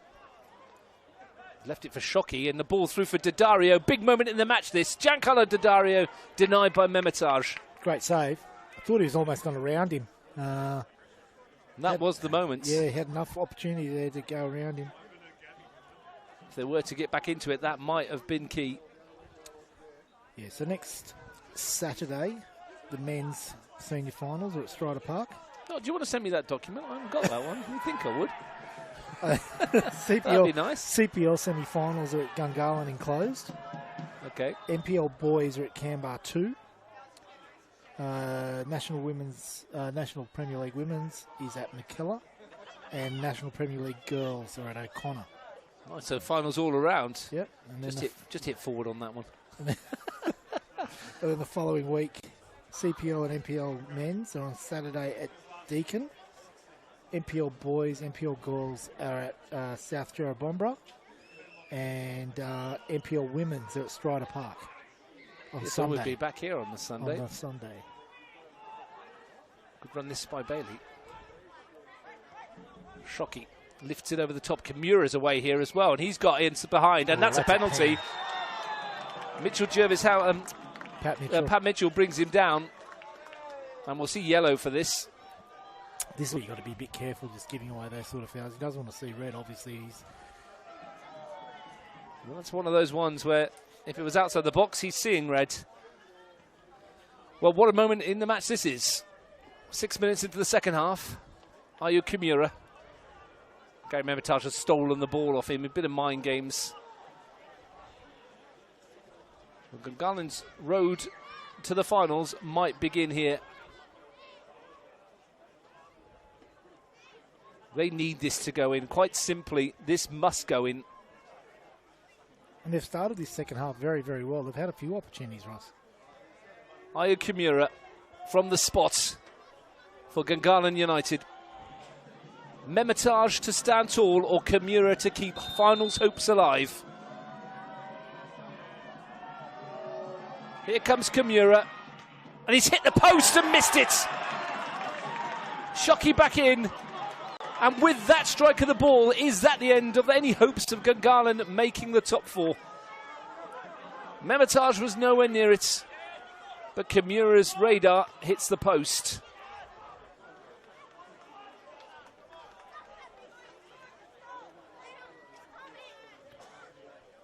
And a sigh of relief from those down south. He sent the keeper the wrong way as well, so he had plenty of room to work with. How's your luck? Hits the inside of the post, across the goal, doesn't hit anyone, and away. That was the moment. Dominici, oh, lovely turn that is. And the ball's decent as well. Jack Green's back there. Mumford's under pressure. That's not the easiest ball to deal with. He did well. First touch was excellent. Well, you wonder how the body language will be for Gungahlin. Started the second half beautifully. Had a glorious chance to get themselves back into the contest. Got to be able to shake that off somehow, Frank, and just get on with it. They're almost through there, weren't they? Shockey. Gungahlin's hopes here might be that Panthers have switched off entirely. That was a lifeline, though, wasn't it, Russ? Yeah, absolutely. Somehow they've got to shake that away and just carry on. Tynes kept it in. It's got Barac in the middle. Giuseppe Tyne. There's a pop. Glorious chance.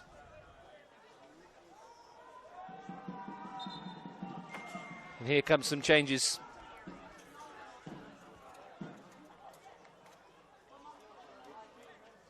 What's happening here? Tyne and Gaia are both going across. And Gaia's going to get instructions. He's making 2 subs. I think he made 1. So Marco Gaia, that's the assistant. Marco Gaia's going to get the substitute. Lachlan's got the black trousers. That's all right. It's Thomas Straub that's come on for Giuseppe Tyne. It's all right, mate. I called them O'Connor Knights earlier. You're better off. And Thomas Straub is ex-Gungahlin too, isn't he, Russ? He was.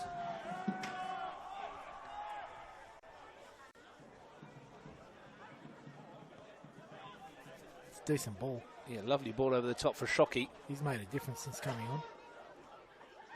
There'll be a lot of what-ifs for Javier Roca should it stay this way. Ooh. What if Rashida Shockey had started the contest? What if... That was given a foul. Yeah. What if I was going to say Kimura scored a penalty, but yeah, what if that was a foul? But he certainly made a difference. There's still time here. We've only had 10 minutes of the second half. Stranger things have happened. Yeah, there's still time, but like we said, that lifeline would have been the penalty. Well, that would have given them a good 35 minutes to try to go looking for a couple more.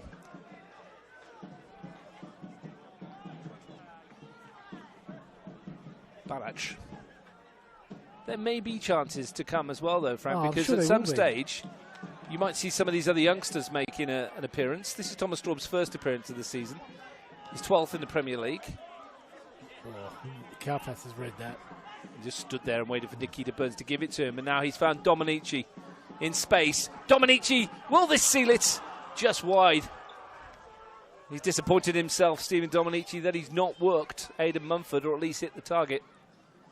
Yeah, I was half waiting for that ball to go bottom corner, but great work there, Carfax. He read the little flick, waited for a couple of decoy runs, released Dominici, and looked like he was curling at bottom corner. Well, if you're a Gungahlin fan, I'd get used to seeing chances like that, because as they throw everything at this, they're going to become more frequent, you would imagine. Here's Straub playing in defence,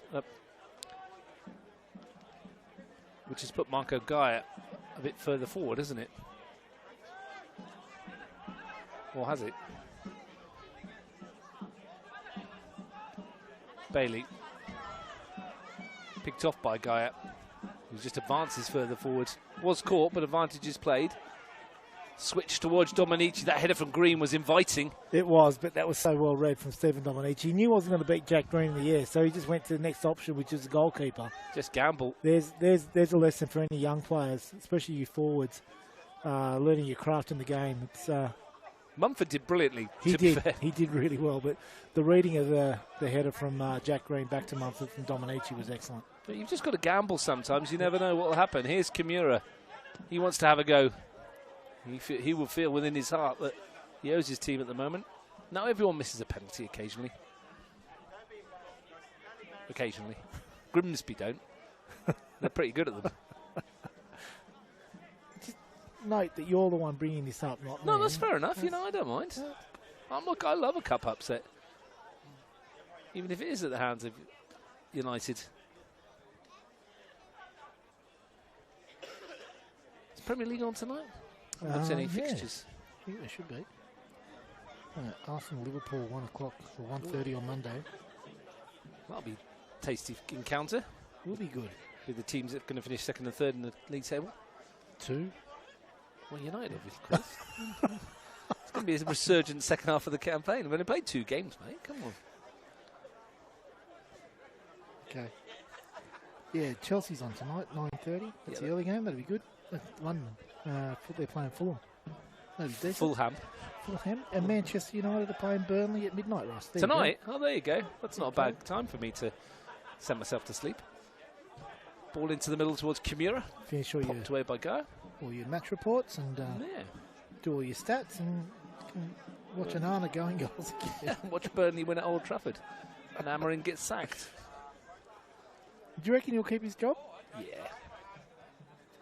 Although there was talk of Oliver Glasner, wasn't there, this week? Tottenham, Bournemouth. Leeds, Newcastle at 2:30. That'll be tasty at Leeds. Yeah, I'm not going to watch that. Oh, that's a late one. Dickinson. Yellow card coming out for Betty Dickinson. His 6th of the campaign to go along with a red. Kept the referees busy this year. He also got sent off in the cup, didn't he? One of the cup games. Don't recall. Did so many of them. Who did they lose to in the cup? Premier City, I thought. They did, didn't they? Up at Jerabomba. yeah, did that game. Jeez, shouldn't you? There's 100 of I them. wasn't even there. Yeah, but thanks. That's why I bring you here. Elwood, Milet Smith, Barach. It was well worked. It was really well worked. Kaufas has a chance here. One-on-one, loves these positions, Nikos Kaufas, because he can dance his way through. And there's Dominici with the header and scores. And probably ends any Gungahlin hopes of finals football. And probably sends Tuggeranong United to the semi-finals next week. Panthers 4, Gunners 1. Yep. As soon as Nikos got the ball there, he's always dangerous in and around the box. And his little dink there on the outside of his right foot to Stephen, who's becoming just a heading masterclass now, isn't he, Stephen Dominici? Duncan Ferguson, he's fantastic. Leaps like Alan Shearer. But yeah, he's Stephen got himself unmarked and just got enough on that to put that bottom corner, and Mumford didn't really have a chance. So disappointing again. You look back at the opportunities that Gungahlin have had throughout this beginning of this second half in the first 15 minutes. They should have closed the gap. Instead, they're probably starting to plan for Mad Monday now. Bags himself in 11th of the campaign, Stephen Dominici, and one that leaves Gungahlin with an uphill, mountainous task. Kimura to ship it in, and the hit from Dickinson will roll, from Ronnie Brown rather, will roll wide of the goal. Gunners conceded 6 against Croatia in round 19, 4 against the Tigers in a remarkable 4-4 draw in round 18. Last time they conceded 4 before that, they got 5 themselves at Deakin Stadium. Wonder if they can flow themselves in that French striker for the last half an hour here, Frank. He could do with his 4-goal haul right now. And disappointing. I mean, they'll look back on their season, obviously, and play out. Yeah, half a chance for Shockey to lift it towards Burns. It's not nights like this that have cost them, is it? It was that start, which I mentioned earlier, 6 points from the first 30 available. But you're also talking Does about... not a finals team make, Frank? Yeah, sorry. Again, but you're also talking about last year's league champions. They're changing personnel. Yeah, and I get that, 100%. But the drop-off is... look, the improvement over the course of the year has been good. Hats off to them, but... Well, that they're in this situation at all, as That's Green right. sent it in, is probably testament to the quality that they brought. Yeah. It's taken them a while to get them here, though, hasn't it? And that's been the problem. That start just doesn't give you the opportunity in this league. Well, you're playing catch-up from the very start. And, I mean, anyone that's started off a season poorly, you can build momentum. I get that. I know, been through it, probably going through it this year. But you are pretty much playing catch-up. And it limits your opportunities to give young players an opportunity as well, unless injuries play their part, because you really need to walk that tightrope, and every game's a must-win pretty much. So the problems were there from the start, Frank. 2 0-0 draws to start the season. Yes, they weren't scoring. Defensively, they were very good, but they went the first 4 games without conceding a goal and only opened their account in a 5-1 loss to Gungahlin from the penalty spot from Luca Flores. It took them too long to get off the mark. Tonight, they've just not taken the chances that presented themselves. I'll go back to Daddario's dipping effort in the first half, Kimura's that followed shortly afterwards, and the penalty that's come back off the post. Jack Elwood. Wondering how long it will be before Barach and Dominici get a rest and we see some more of the young talents. Correct. You got, under half an hour to go. You don't want to see a hamstring or anything like that done. The game's over as a contest now. Well, it should be. Yep. Burns. Shockey. But even if it isn't, Russ, they've got next week to play. Yeah, they've got nothing to play for tonight, have they? They've done what they came here to do this evening, put on a show for their fans.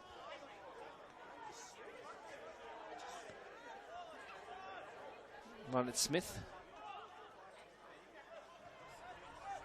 Last time they played Tuggeranong here, they blitzed them. 5 goals in a second half blitz. Straub with the efforts. Tuggeranong will take a fair bit of encouragement out of their game down at Canberra, though. Absolutely. They will not feel that they will be out of this next week. What number is this one? Kalfas coming off. I think this is Joshua Young, is it, over on that far side? Vanikas Kalfas. He's a midfielder. What are we going to do with this team? There's not many strikers on the bench, to be honest. Both youngsters that are left are defenders. Yeah, well, Kalfas has been playing pretty much a wide right, so they're just probably popping out there. And say, give us a run. Young Joshua Young, welcome to the Premier League.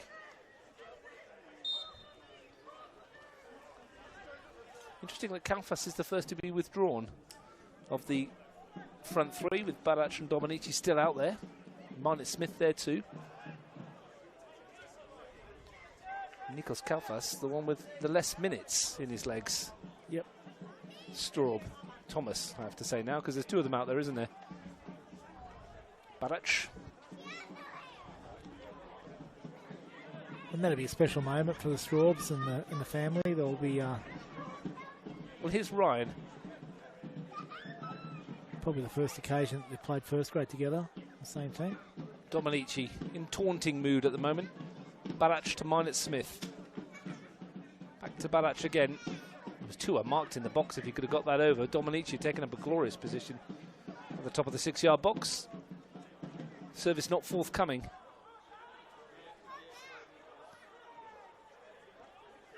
Lovely turn from Marnett Smith. Touch from Barach. Joshua Young has a pop. A couple of deflections for Mumford. No shortage of confidence from the young lads. That's great. Good touch, Shockey. Ball forward is decent as well, but Kimura is beaten in the air by Mitchell, who's been very strong. Well, they've maintained their shape really well, Monaro. Guy's gone out to the left side of that back three. Looks like Thomas Straub's gone into the middle and Pat Mitchell stay down the right. They're keeping their shape really well. It is a favoured formation of Paul McCaw, isn't it? 3-5-2. It is. He's not totally wedded to it. I did see him change to a 4 a couple of times this season, most notably in the defeat by Queanbeyan City over the road.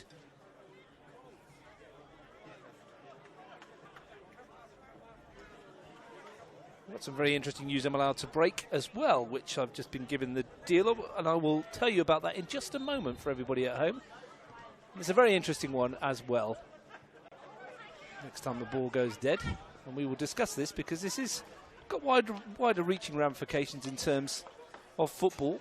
Been told I'm allowed to say that Tuggeranong United Women's have announced themselves a new head coach, and it will be Mitch Stevens, who will take hold of both the men's and women's teams on a 3-year deal. A signing of intent and a commitment to TFC's women's programme following a strategic review. There's an in-depth interview planned, about to be posted on social media. Check it out. Mitch Stevens will talk about how and why it will work. So Mitch Stevens to lead Tuggeranong United's men's and Tuggeranong United women into the 2026 National Premier League campaign. Frank Casey, you've been across the men's programmes and the women's programmes. That's a really interesting signing. We'll come back in a minute. Dominici's got the keeper off his line. It will roll wide. What do you make of that announcement?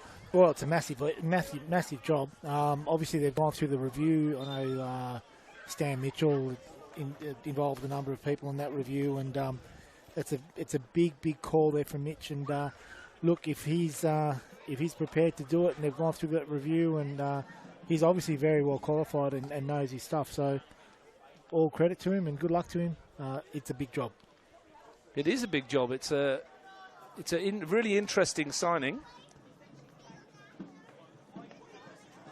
And to be able to run both the men's and women's programme, well, that is something interesting to keep an eye on. Alexander Lulic is making a Premier League debut here. He's come on for Pat Mitchell. Lulic, a young defender, has dropped into the centre-back role, or one of the three. Meanwhile, Julian Smith has come on for Bailey Dickinson. That's something that will get people talking as well, isn't it, Frank, about how it's going to work? Yeah. Yep. Tuggeranong United's women's programme probably needed a shot in the arm. Oh, no doubt. And full credit to them. I mean, they know that they need to improve. They know that they've got a lot of... they've got a lot to offer as well, Tuggeranong. I mean, they've got their facility, they've got their juniors, they've got their infrastructure.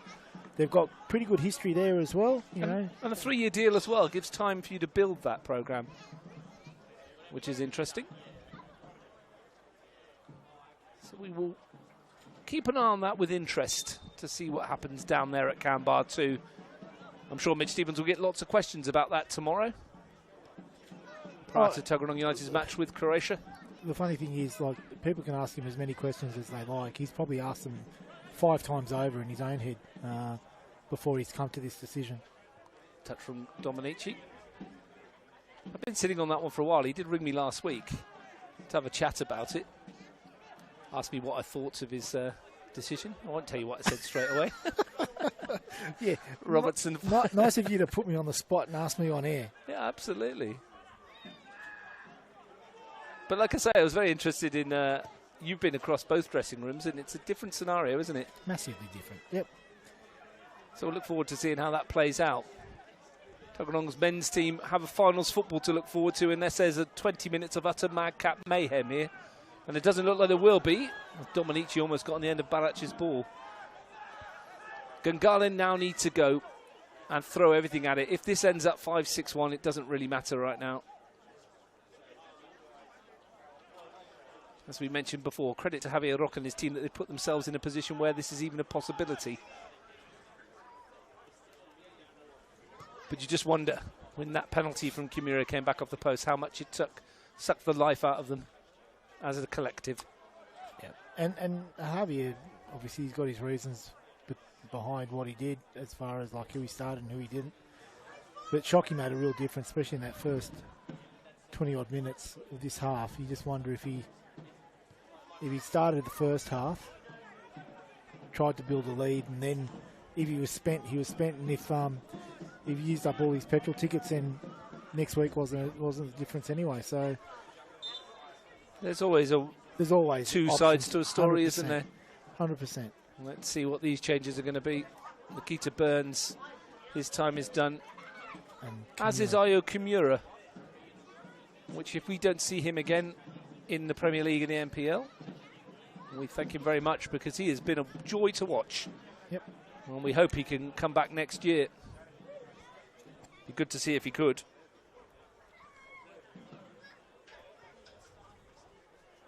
AJ Malulu and Fabian Laveres. Replacements.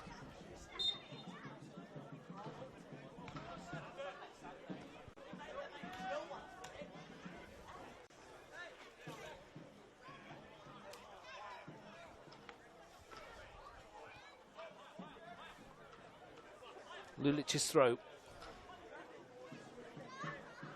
Ryan Straub possibly feels like the elder statesman out there now, surrounded by some of these youngsters.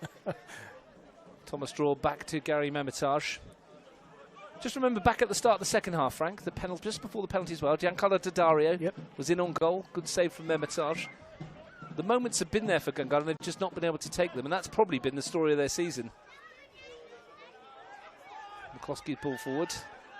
They started with Max Green in this lineup, didn't they, in the Charity Shields? Well, even you said, like, Luca Flores scored their first goal, so that's another player that is no longer with them. Max Green has gone on. That's a great ball. It is from Elwood. Mumford will get there first. Loic Lespinato, hang on. Dominici, open goal. Can he find it? He can! From an absolute mile out. What a way to bring up a hat-trick. Stephen Dominici, from distance, says thank you very much. 3 and out for him, 6 for the Panthers. Quality finish there. Mumford probably kicking himself for actually keeping that in, because he already had that one that he kept in before that Stephen put wide of the post probably about 2 or 3 minutes ago from the other side of the field. This one was probably even more difficult, and he's just done it with aplomb. And not only has he finished the way he has, he's actually chipped Jack Green, probably one of the tallest players on the field, who was getting back to try to stop that from going in. But what a finish from a quality player. The 5th of the night. Can't even read my own writing. Dominici gets his 3rd to go with the goals from Minot Smith and Barach.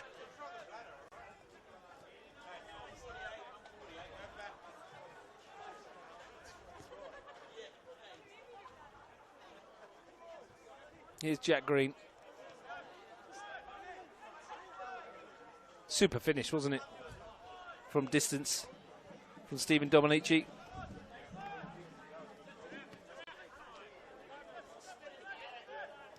And this is something that you'll walk away with from the Gungahlin boys, and they've got 6 months to sit on this result before they play again.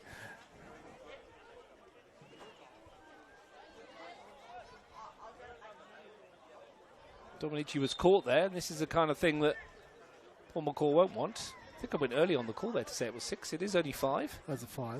Yep. Yeah, well, I looked at the scoreboard so as soon as it hit the net, and someone had put it up already. O'Connor a 6, Ross.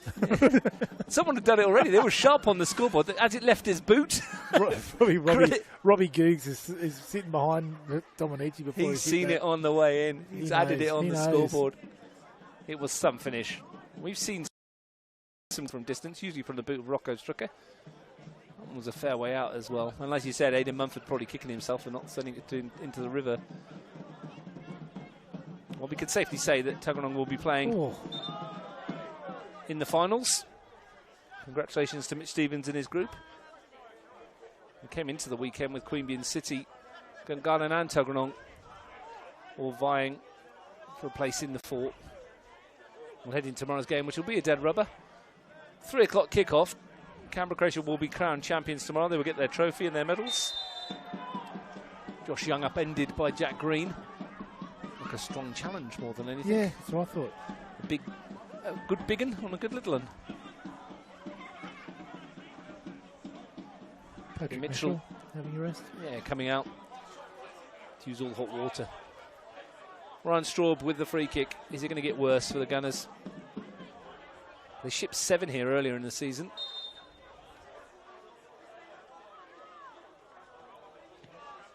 Straub sends it in. Barach won the header.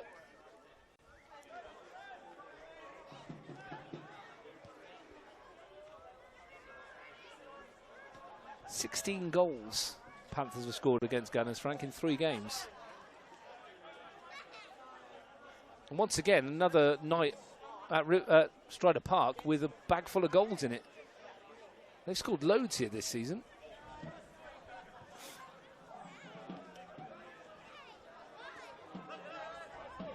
Tomorrow in the National Women's Premier League, Canberra Croatia versus Canberra Olympic.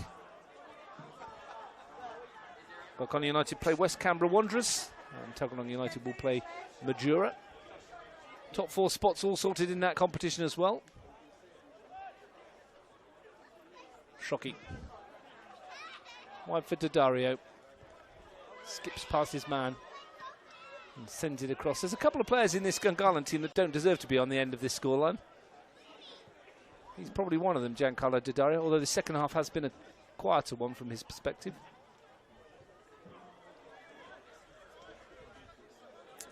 Here's Lulic. It must be, yeah, these last 15 minutes are going to drag on for Gungahlin.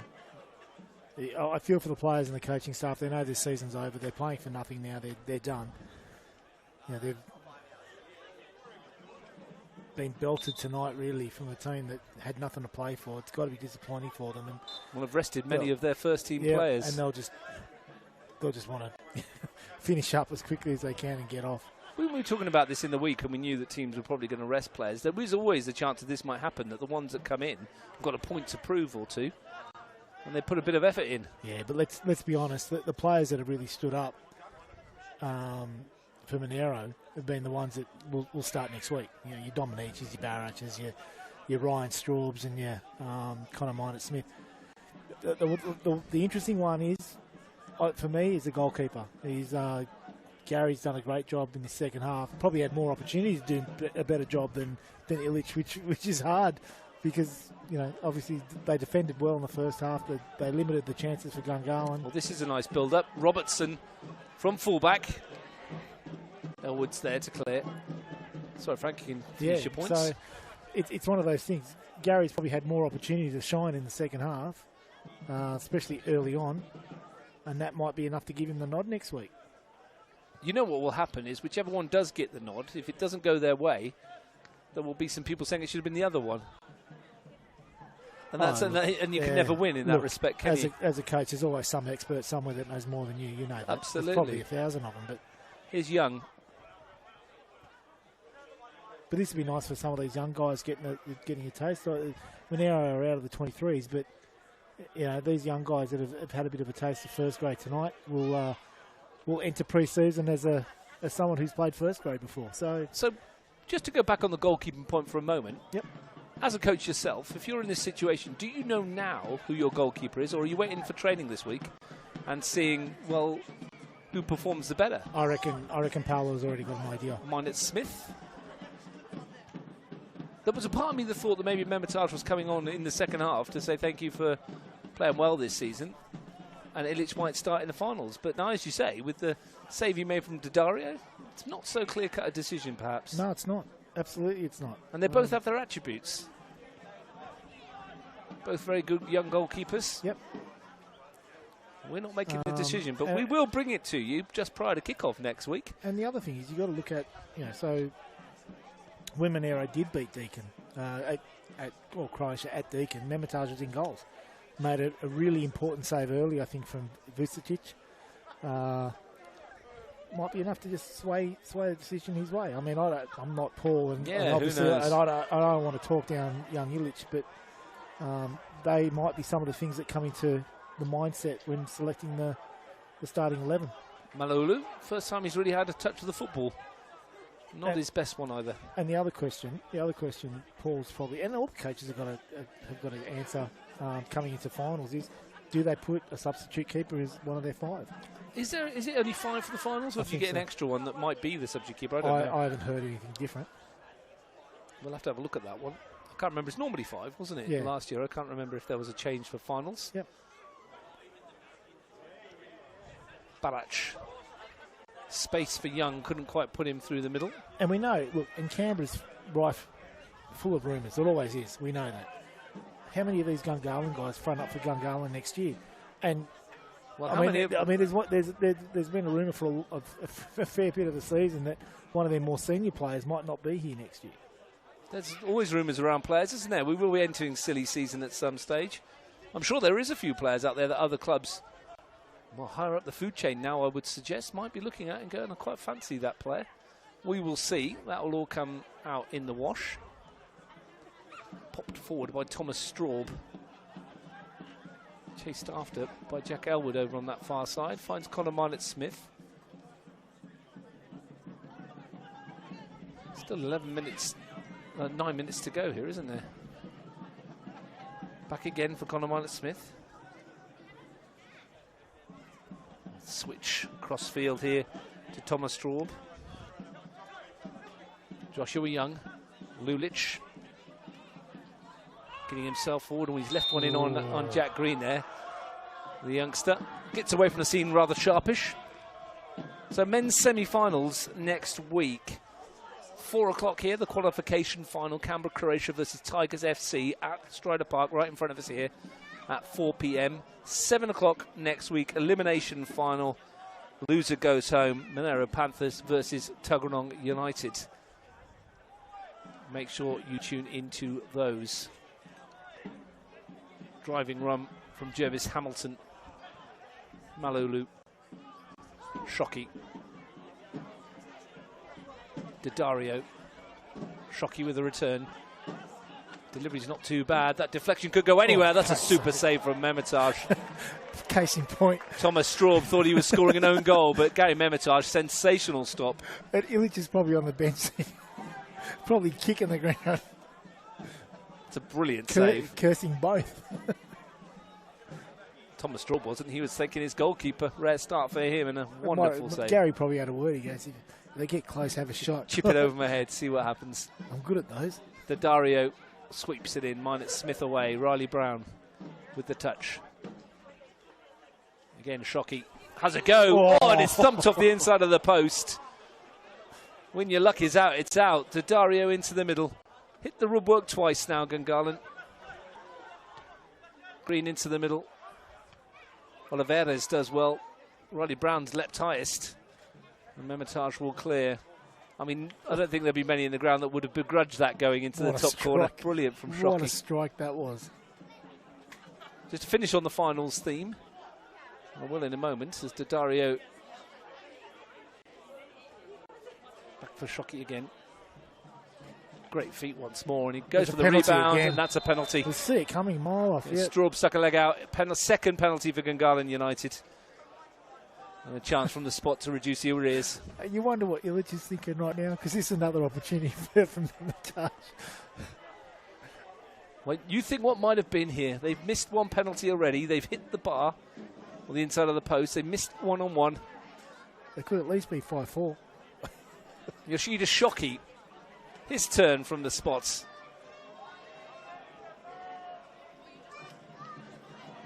Up against Gary Memitage, with 6 minutes of the contest to go. At this stage, it would be nothing more than consolation, but his season, well, you would not begrudge him finding the net, Yoshida Shockey. Up against Memitage, who saves it brilliantly and snaffles up the rebound as well. It is not their night, Gungahlin United. It has been one of those evenings. And Gary Memitage, well, he's had a second half to enjoy. And he stops a penalty. You could not write this. Angus Bailey, Riley Brown, Robertson. I was going to tell you about the women's semi-finals, but everything's been happening at the moment.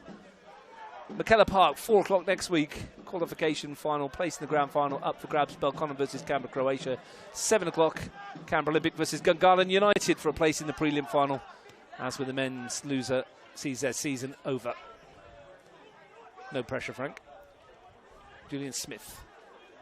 You thrive on those finals moments there, don't you? You've won a final from 4th before, haven't you? On 3rd? From 3rd, from 4th. Yeah. Yeah, you know what? I think the only one I haven't won from is 2nd. I won them from 1st, I won them from 3rd and 4th. Well, I'm going to ask you another finals-related question at the moment, because this game is petering out. That's an offside. Yep. You're in the qualification final. Yep. Is it better to win and have a week off, or to lose and to have a week where you play and go in? Because there's two schools of thoughts, isn't there? Some people like the momentum of playing. Yeah. But, I mean, you've got the bonus of being there. Yeah. The balance between momentum of playing and momentum of winning, I'd rather go winning into a final than you know. Obviously, you got to win. Well, look, I agree with you. I mean, at the end of the day, I prefer to win the game and be there. But some people say to me they'd rather have that momentum of playing every week. Yeah. Oh, look, but at this time of the year as well, like, I mean, we haven't been really lucky with injuries all season long. You don't say. Are you going to pick a full 11 at some stage? Probably not. I don't think it's going to happen. If you ask me what my starting 11 would have been beginning of the year compared to what I played all year, I don't think I've picked it. So, but that's life, you know. You get on with it. I think winning is just the most important thing. Oh, just got to be careful not to give away fouls here. Winning is always going to be more important than you know, and winning and having a rest. You can still do things on that weekend off. It's nothing better than sort of having a training session in the morning and going and watching the prelim final. You might get out there as a team. Yeah. If you get through. Yep. Here's Joshua Young. You'll be playing in the prelim yourself, won't you? Well, hopefully, you're hoping to. Yeah. If you can get past Gungahlin. That's brilliant from Young. Here's Lulich. Stabs all at near post. So, without giving the team away too much, Nicole Caleb likely to be back in action. Madeline Whittle's coming back now. Tiana Miro looks in strong form. You've got Tara Aspland perhaps to come hopefully, we get Taya back, and hopefully Nicole's been just done well. That's the issue there. Maddie's been injured. I'm thinking of the players you've missed half the year off. I mean, Sienna Burney's only played a handful of games as well. Yeah, well, we did our minutes because I always keep the stats during the season, and you know, if you told me at the beginning of the year that, you know, some of the girls that we've got and the minutes that they played compared to some of the others, I wouldn't have been anywhere near it. You used something like 33 players or something, haven't you? So something along those lines. Anyway, Panthers are looking pretty strong. And they're heading into next week on the bonus of a win here tonight. Will they be able to get another? You can tell me some minutes in a minute as well. Woods brought his charge down. There will be a free kick here for Panthers. Chance to chuck it in. Who's played you most minutes? Oh, Kat Perrich has played the most minutes. So this is an example. So Cup and NPL, Kat Perrich has played 1,630 minutes. right? It's a lot of minutes. Compared to, say, a Jalocca that's played 205, Gurney's played 350, Bernie's played 370. Yeah, a lot of big difference, isn't it? Matty Whittle hasn't played 500 minutes yet. And Matty Keisha's back, yeah, scoring goals Aston's as well. just played over 500 minutes. That's a third of what Cat's played. So, it's not been easy to... But that's life, and the team's actually travelling pretty well at the minute. Bit of coming together in the penalty area. Mitch Jervis Hamilton and Riley Brown renewing acquaintances. Ryan Straub over the free kick. Dinks that one. Like a shot out of the rough. Mumford's gone long. You can see all about the women's. There's women's NPL on tomorrow across the YouTube channels. Ryan Straub. Elwood. It's a slow one towards Barach. Couldn't get a touch on it. And just going back to your squad a moment, and it's the same with a lot of players. And when you've got players out, it opens the door for others to come in. And we've been really impressed with young Natalia Cern at left back. She's had a great season. Done a really good job for you. Yep. And it does open the door for those players. Yeah, look, but even someone like Elise Jensen, so she's come across to us from Belconnen. We're talking about, she's second most minutes this year, Russ. Probably, and poor thing, she's probably played about 4 or 5 different positions now, and she's done a great job. And there's Barach through, and the flag will stay down. He was on. It looked like it from where we were. He's kicked the ball away there, Daniel Barach. Good finish. Yellow cards. I've seen yellow cards given for those this season. Yeah, absolutely you have. And Daniel Barach.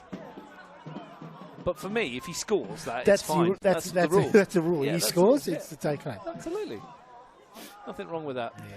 But this has been sort of party time for Monaro last 5 Well, we're into stoppage time, and they've been well on top of this. Maybe if Jordan King wasn't hanging them up, he might have been more inclined to... Didn't want to finish on a yellow card. Paperwork. He's done a good job tonight, Jordan King. He's given a couple of penalties. Yep. Don't think there's any doubt about them. A couple in the first half when Kimura went down a bit too easily, he waved away. Yeah, no, I think he refed it really well. And if it is to be his last game, he can be very proud with what he's done. Dario's ball in. I heard one of our other referees, Greg Taylor, I don't know if it's a rumour, that's going to take up being an AFL umpire now. Maybe take a leaf out of Mitch Stevens' books and do AFLMs. Good bit of everything. Was it you that was telling me the referee did the ball up last week? Oh, it was about 2 weeks ago at Canberra, under 17s or 15s it was. Did a basketball tip-off. That was it. Ball into the air, that's taken a deflection. Young's gone back to win it. He's done well since he's come on, young Josh Young. Put himself about. Well, right about now, we've had 90 odd seconds of stoppage time, and, well, this game is long over. Gungahlin hopes of finals football were long over. Perhaps from the moment it went 3-1, just before the break, when Connor Minott-Smith scored. That 5 or so minutes just before the break killed them, I think, us. And then I think the icing on the cake was a missed penalty just in the beginning of the second half. Well, you look back at those chances. Daddario, if he goes around the keeper and scores, Kimura scores a penalty, all of a sudden we might be 3-3. Yep. As it was, Stephen Dominici went up the other end, rose like the proverbial salmon from the lake, and nodded home his 4th headed goal in a couple of weeks. That's a great flick on from Barach. And Elwood's in behind here. Jack Elwood, is this the icing on the cake? It's not. He's driven it wide of goal. And perhaps a player who's played 35 NPL games without a goal, we're not too surprised. Beautifully timed run. The flick on from Barach is excellent, but the timing of the run to stay on side and get beyond the defender was excellent.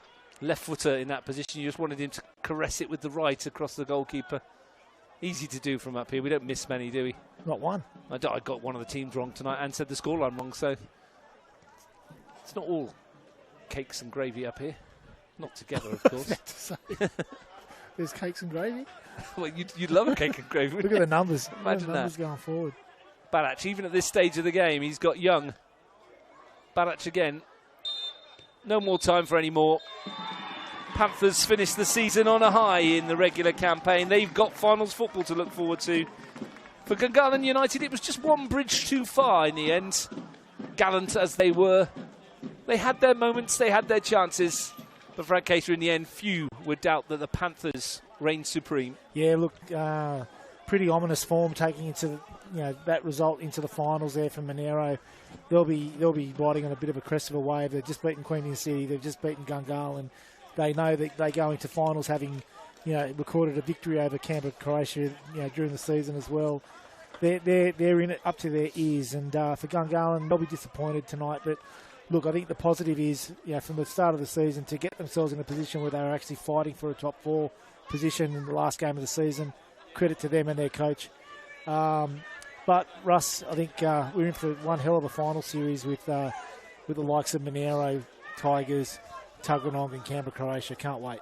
For Tuggeranong United, well, they can relax tonight knowing that they will be playing finals football next weekend. They'll be playing it right here at the home of the Panthers against Monaro, because the Panthers have strolled through this one and knocked Gungahlin out of finals football. Stephen Dominici shone with a hat-trick. Daniel Barach put his hold on the golden boot further with his 18th of the campaign. Connor Minott-Smith scored again. He often does these days. Long time ago, it seemed that Giancarlo Dodaro made it 1-1, but since then, the Panthers, minus most of their first team full squad, have strolled to victory. It's finished. Monaro Panthers 5, Gungahlin United 1.